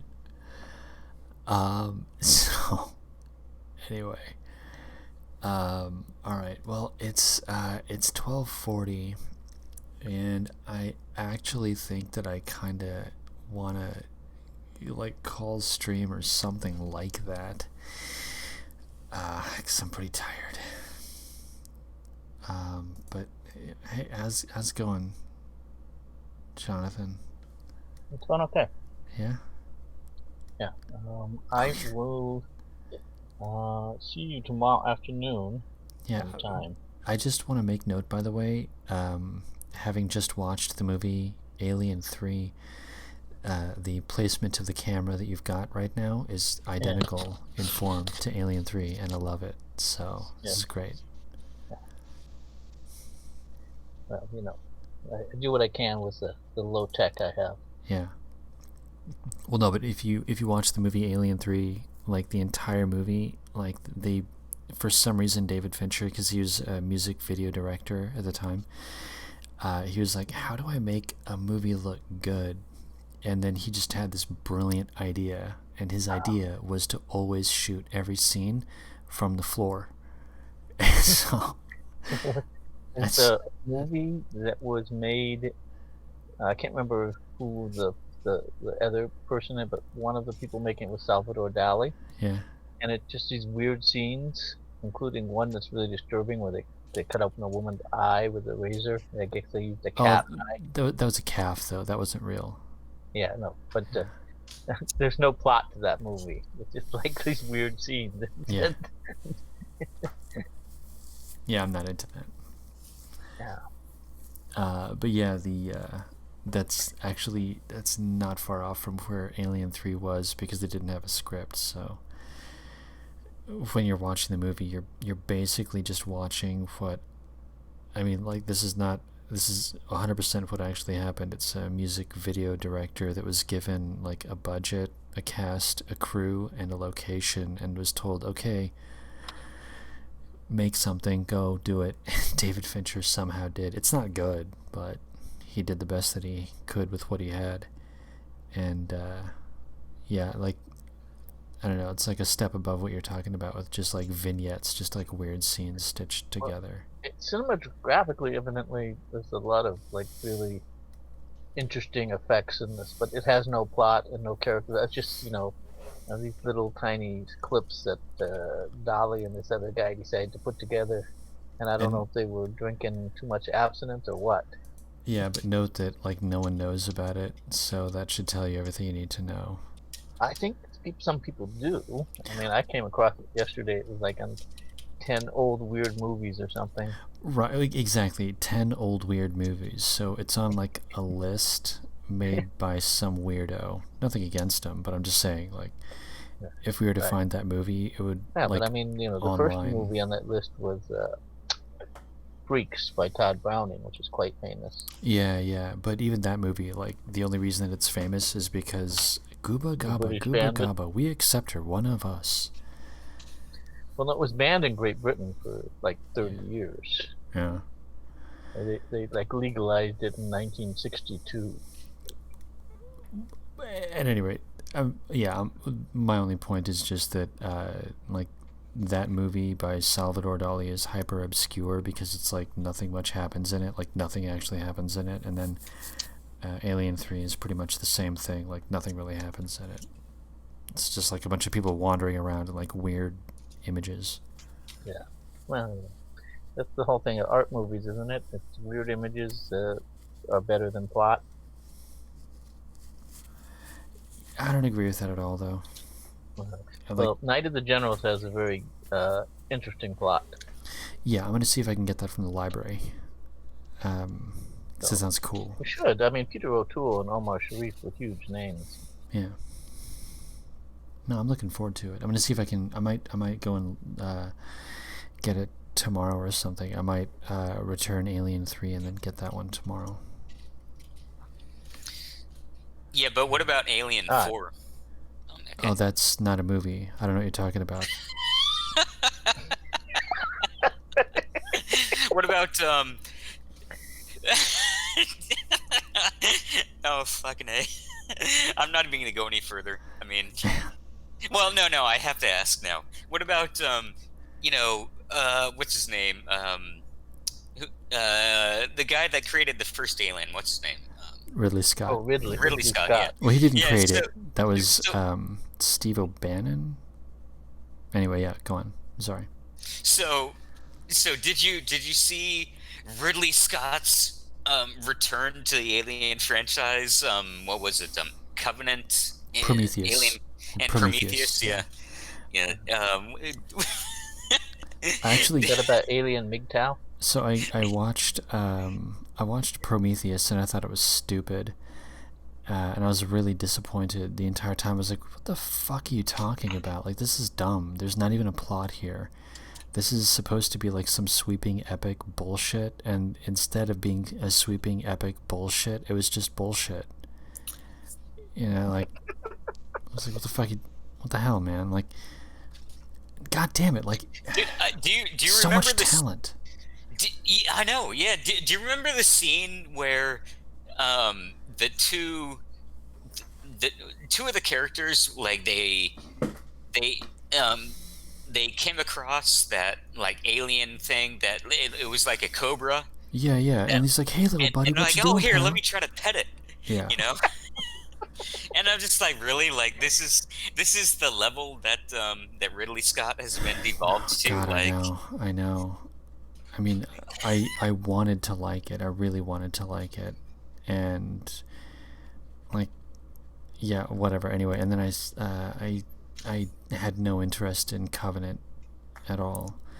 So, like, yeah, I got it on Netflix, like, delivered to my house, and I watched it, and it was, I don't really remember much about the movie other than, yeah, it really was just retards in space. That's the only thing that I remember out of the movie, was that these are all, like, IQ 87 people that have been thrust into a situation that they're not trained for and they don't have the right equipment for. You know, foreign fucking planets. They go to a foreign planet and they don't have a spacesuit on to protect them from God knows what weird pathogens that could be out there infecting them, which is exactly what happens in the movie. Were these like penal battalions? People recruited out of labor camps, you know? You will reduce your sentence. No, they're supposed to be colonists. They're supposed to be colonists or something in Alien Covenant. They voluntarily colonists, I'm saying. They, like people said, you know, the way to get out of the camp. It seemed like they were voluntary, but it doesn't matter because, like, the movie was not written by somebody that put... Okay, so you just now, Jonathan Pohl, you put more thought into a backstory than they did in the movie. Okay, so you're saying it's like... they just put some piece of shit together, hopefully they could recoup their cost. Yes. There is no plot. Let me rephrase that. There is a plot, but there is no story to Alien Covenant. So that, you know, delineation between story and plot. Plot are the activities that you are filming. That's the plot, and then the story is like the totality of the event. You know, because the event could have begun before the first scene of the movie or something. You know, backstory and all that good stuff. But anyway, the thing is that, like, there's no story. There's a plot. You know, people are doing things. Like, they're people that go in and out of rooms that talk to each other and move objects around in the rooms, and they even interact. The characters actually do interact with one another. So in that sense, there is a plot, but that's as far as it goes. Oh yeah, there's the entire big thing where, like, for some reason they were like, we've got a great idea, you guys. We're gonna make the robots gay. And that was like a really big thing for them in the movie. What? Yeah, they decided I think the robot's name was David or something. They decided that they're like, let's make this weird. Let's subvert expectations and make the robot gay. There's Data in New Generation with a gay robot. Yeah, I'm sick of gay robots, dude. And, like, it's just dumb. It's the water they use in them that turns them gay. Yeah, in this one, whatever. Anyway, it's a stupid movie that doesn't make any sense. It seemed like a cash grab, and to be honest, if you just watch Covenant, you'll notice that, like, a large amount of that movie is basically SJW talking points, but with good cinematography, and that's basically it. That's really all you're watching. Wait, what SJW talking points were in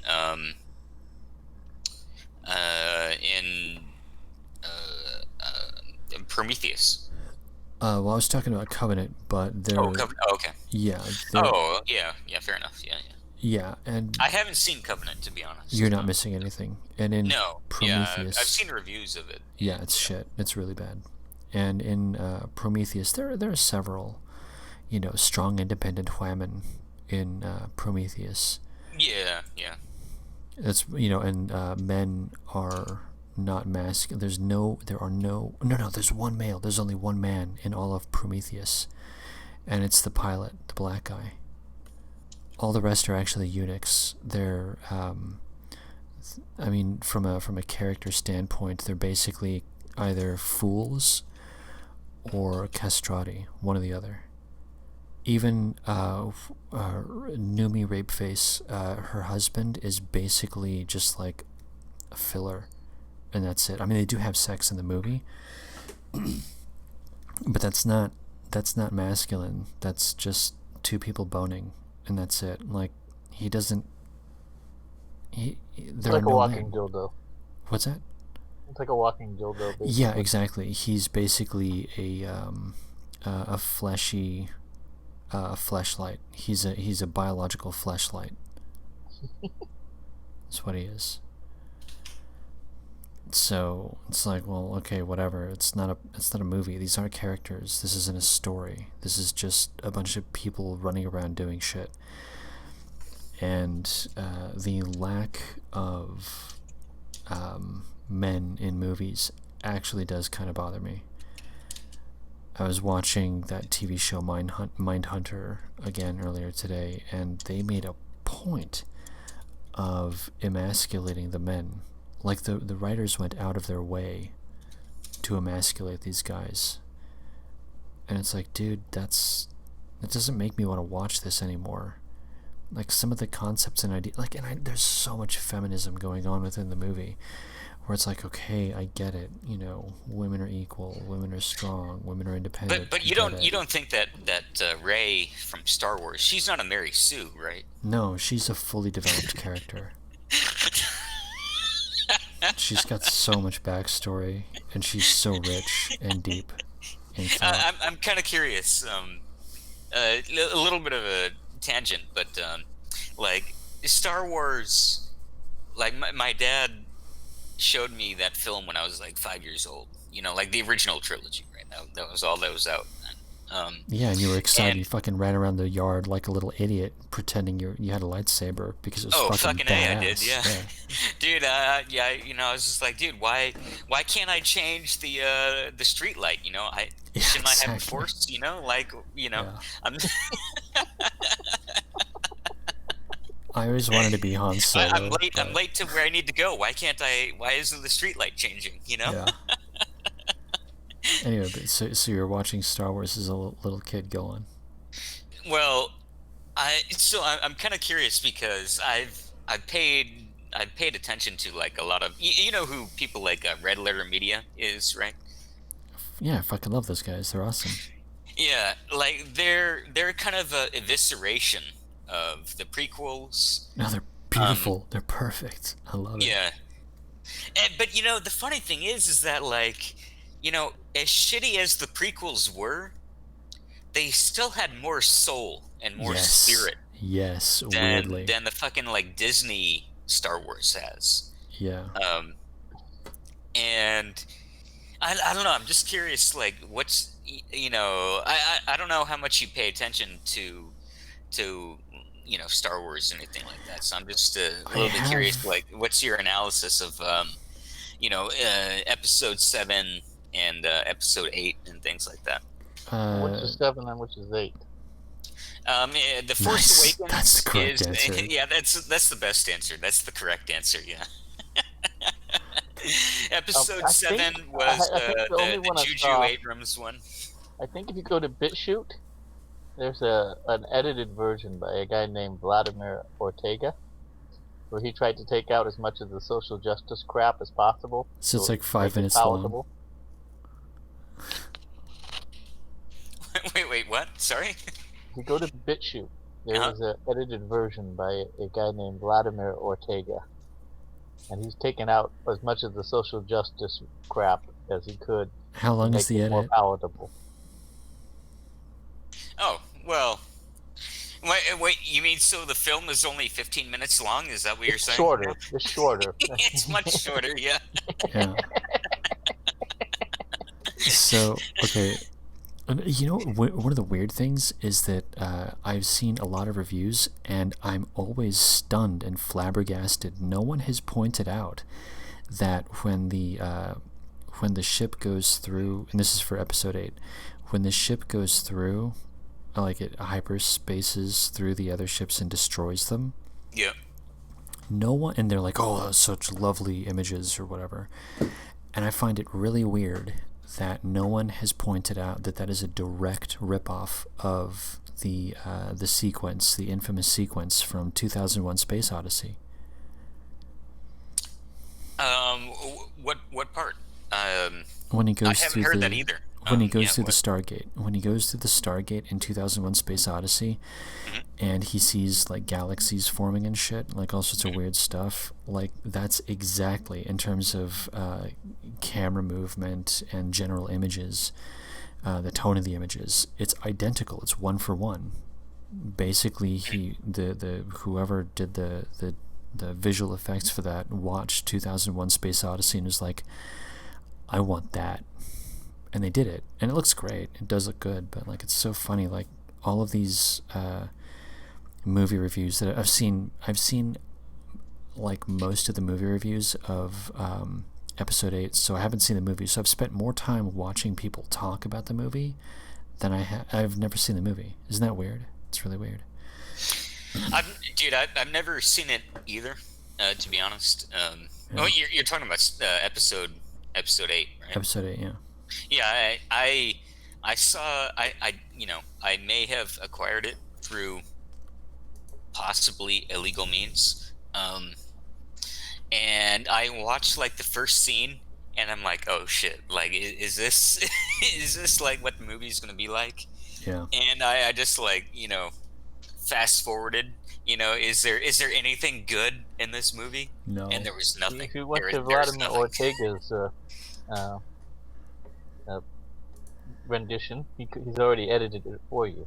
Well, there's okay. So, but coming back to the idea of the movies, though, I do could go wanna, back and watch Empire Strikes Back. It's a better Like, movie. that's the thing. Like, dude, the Force Awakens and The Last Jedi, Episode 7 and Episode 8, like they really are direct ripoffs of No, but it's worse. the original trilogy. But it's worse, in my opinion. It's infinitely worse.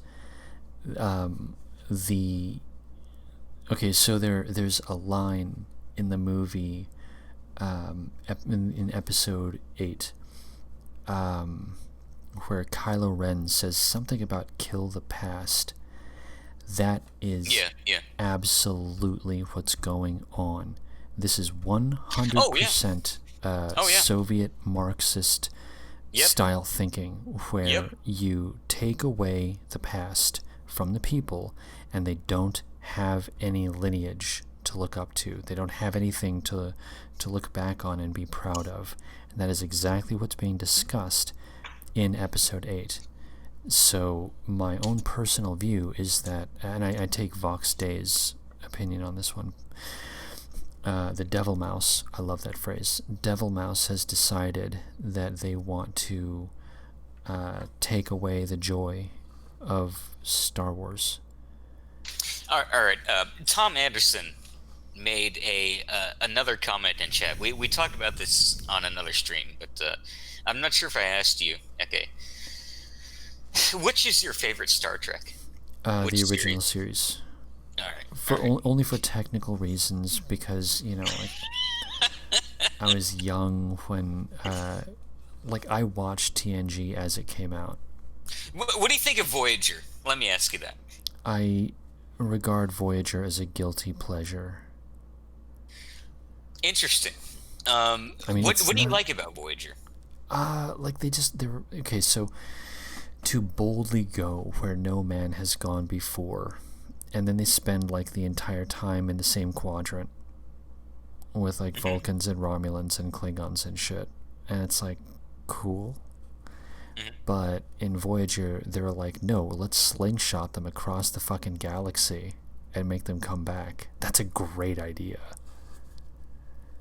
Because then you are where no man has gone before, and you have no choice but to interact with new shit that's around. That's a great idea. Okay, so... Yeah, but to do that, you'd have to have a man piloting the ship. That's... Not bitch. Oh, yeah. That's exactly where I was about to go. Oh, no, Otto.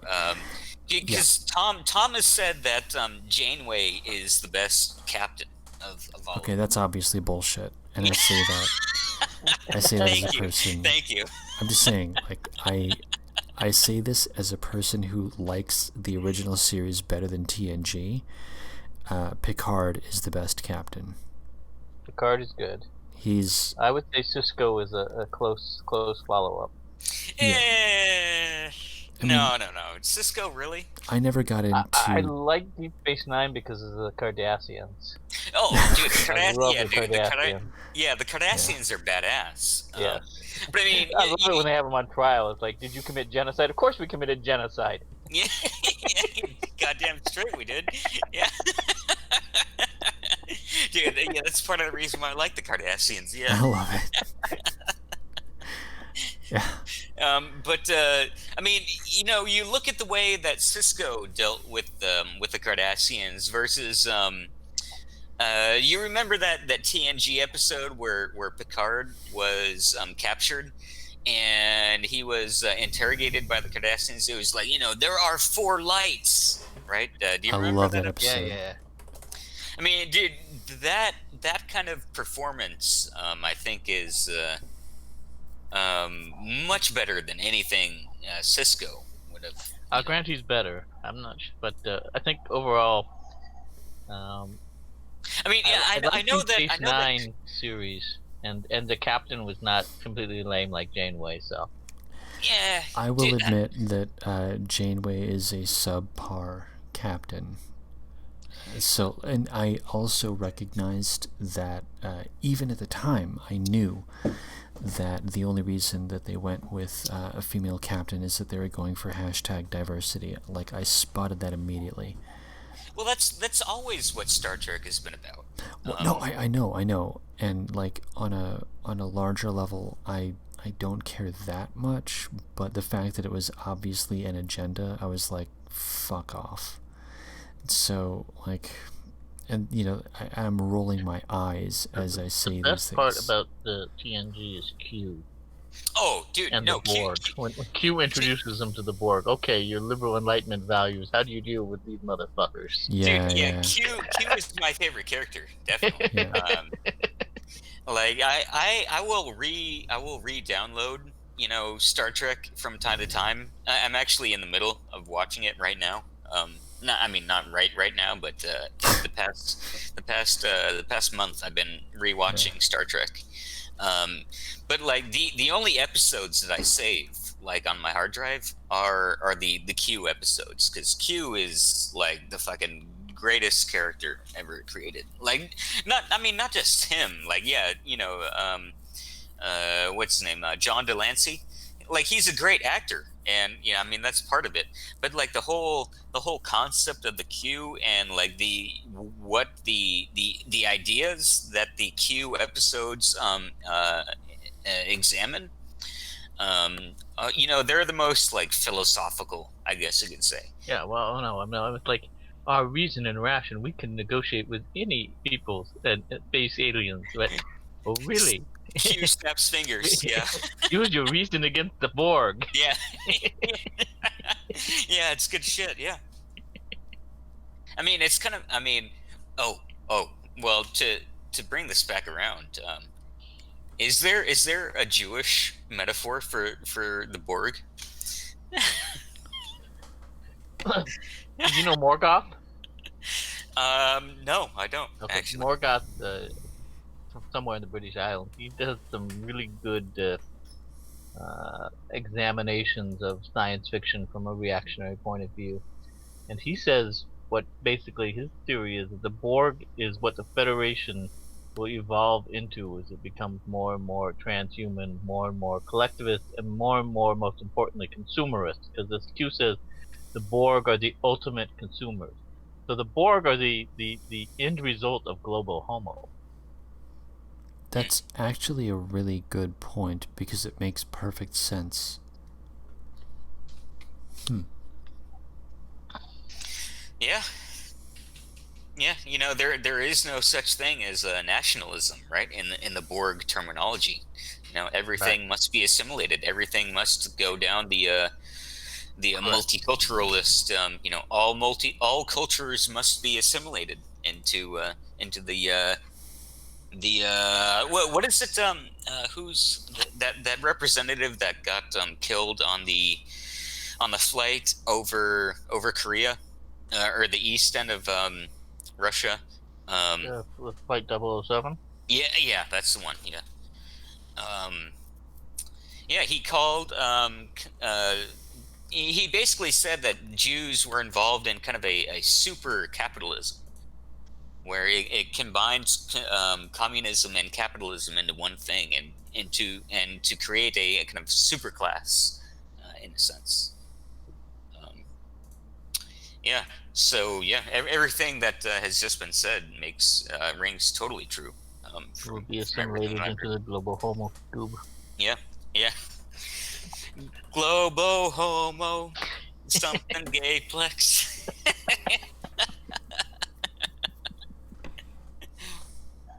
So really, what I'm hearing is just limiting ourselves to the whole Borg thing. How do you deal with a species that doesn't recognize liberal values and Enlightenment values? What I'm hearing is they're also called Jews and Muslims. But yeah, keep going. Yeah. What we need to invoke our inner species 8472. That's what I'm hearing. Yeah, goddamn straight. All right, I'm down. Oh, fucking A. I'm ready. And this is, Yep. Yep. Janeway. Well, okay. So just to finish up this topic, Janeway and Cisco are shit. Kirk and Picard. Even if Kirk is technically a Jew, he's still a better. He's only a half Jew. Well, I mean, all Jews are technically only half Jews, right? Yeah, but they're full if it's the mother's side. His father's Jewish, his mother's not. Right. I know a guy who has that exact same makeup, and his mentality is pretty straight ahead. Jewish. Yeah. Yeah, I'm not surprised. Actually, the worst ones are the ones that the mother is Jewish and the father is a Gentile. So Halsey, Duvid, Kyle, these are all Gentile fathers. And yet look how pro-Jewish that they are, right? Oh my God! But their mothers are Jewish, so halakha. Oh wait. I've heard different things. In respect to Halsey, I've heard from his own mouth Halsey say on one occasion that his mother is Jewish, and then on another occasion, and this is like when Halsey first came on the scene. He said on one occasion that his mother was Jewish, and then he said on another occasion that his father was Jewish. So I never heard that. I always know. heard that his father was a white truck driver. Yeah, and then on the other occasion, he said that his father was he's descended from like the naval admiral. He claims that's his uncle or great uncle. Oh, he said that great uncle. Well, okay. Whether or not, the point is whether he's telling the truth in any of the things, I don't know. I don't believe Halsey for anything that he says, to be honest. I'm just gonna throw it out there that I absolutely believe the things that he says, and I would never disbelieve him. There's no way that I'm being gaslit. Dude, Mike, my co-host, Mike, said, he's in contact with Halsey, and he's been trying to get Halsey to come on the stream and, have a conversation with me, but Halsey says that he won't come on because I'm a bad actor, so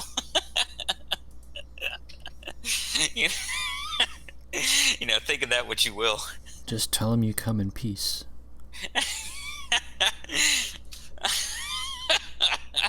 I mean, I'm not that good of a liar, you know. All right. Well, I'm getting like really tired, so I gotta wrap this up. We've all got to wake up in a couple hours. Yeah. So I'm wrapping this bad boy up. Yeah. Wrap stay this on, up, both of you. Please stay on. And I'm going to. Well, okay. Before I move over to my normal closing. I'd like to ask if you guys have anything that you want to plug. On my screen, I've got Jonathan Pohl on the left and then Ove on the right. So, Jonathan Pohl, is there anything you wanted to plug? I had an interview on Andy Nowicki's show this week about the 78th anniversary of the deportation of the Volga Germans. So, nice. Bring up that link for YouTube. Yeah, do it. Is Andy a Nazi yet? No, Andy is the last alt-right novelist. All right. Well, tell me when he becomes a Nazi. Or, you know, I'd actually enjoy having another conversation with him. Maybe a longer conversation. Maybe I could try to explain to him why the Nazi ideology is the right ideology. But,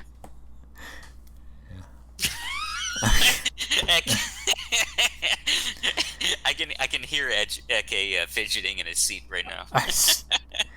So I gotta burn the stream immediately. All right. Shit. Wait, I just put the link in. Eke, for my last words, my friend Kyle, he's still missing. He's about this tall. I'll look for him on a milk carton. Yeah, or please do. All right. Okay. All right. Well, God damn it. Thank you guys for popping in, and I'm just gonna go ahead and transition over. Let's see here. I'm going to mute myself, and then I'm going to mute desktop. There we are. Thank you guys. And now we're going to transition. Boom. Dilation. Alright guys, I want to thank everybody for popping in. Obviously, this has been a fun stream for me anyway. And yeah, Picard's the best. And I do like Voyager. It is a guilty pleasure. I can't help it. I actually did like Voyager. Even though I recognized full well that was basically like the protogenitor of 100% globo homo push, like hardline push. Yeah, I know, but I still liked it conceptually, so I can't help it. I can't help being the way that I am. And yeah. And I definitely do think that with the whole Star Wars thing, I genuinely think, in all seriousness, that they are intent on taking down history. They want to delete history. Their words, kill history. That's what they want to do. The fact that they choose the word kill rather than destroy or render obsolete, they chose the word kill. That means violence. We're dealing with bad actors, to use Halsey's phrasing. We're dealing with bad actors. So when I watch movies, I am very, very leery now and skeptical, and I have a hard time watching much of anything produced after like 2008, which sucks, but whatever. Anyhow, I don't want to get blackpilled or anything on this. Yeah, at any rate, moving on. All of that aside, thank you everyone for popping by. As per usual, I am sad that I didn't do any case streaming, but we'll pretend that I did. Well, I'll do just a hair at the moment for the sake of it. I think that the phrasing "life is too short to shoot an ugly gun" is actually kind of a reasonable sentiment. But at the same time, I also want something that I know is going to go bang every time. Personal opinion, for those 3 of you that may not own a firearm as yet, I think a good first firearm would actually just be a straight-ahead Gen 3 Glock 19. Simple, easy, lots of parts, lots of support. Ammunition is ubiquitous. Holsters are everywhere. It's hideous, but gosh darn, it goes bang, and that's really the point. If you are going to exercise your God-given right to keep and bear arms as enshrined in the U.S. Constitution, I think that you ought to, especially with a Glock, because there is no thumb safety. There's no manual safety. The safety is between your little ears. You should have the 4 rules of firearm safety in mind. Rule number 1, always treat every firearm like it is loaded. Rule number 2, never cover or sweep anything that you are not willing to destroy. Rule number 3, your finger stays off of the trigger until your sights are on target. And the 4th and final rule is be aware of your target and what's beyond it. Safety first. And with that, I am done flossing. I recommend that everyone here, everyone present, floss. Do it. Now is the time. We want pearly whites when we deal with the great Boogaloo. Alright, guys. Cheers, and I'll see you all in the chats.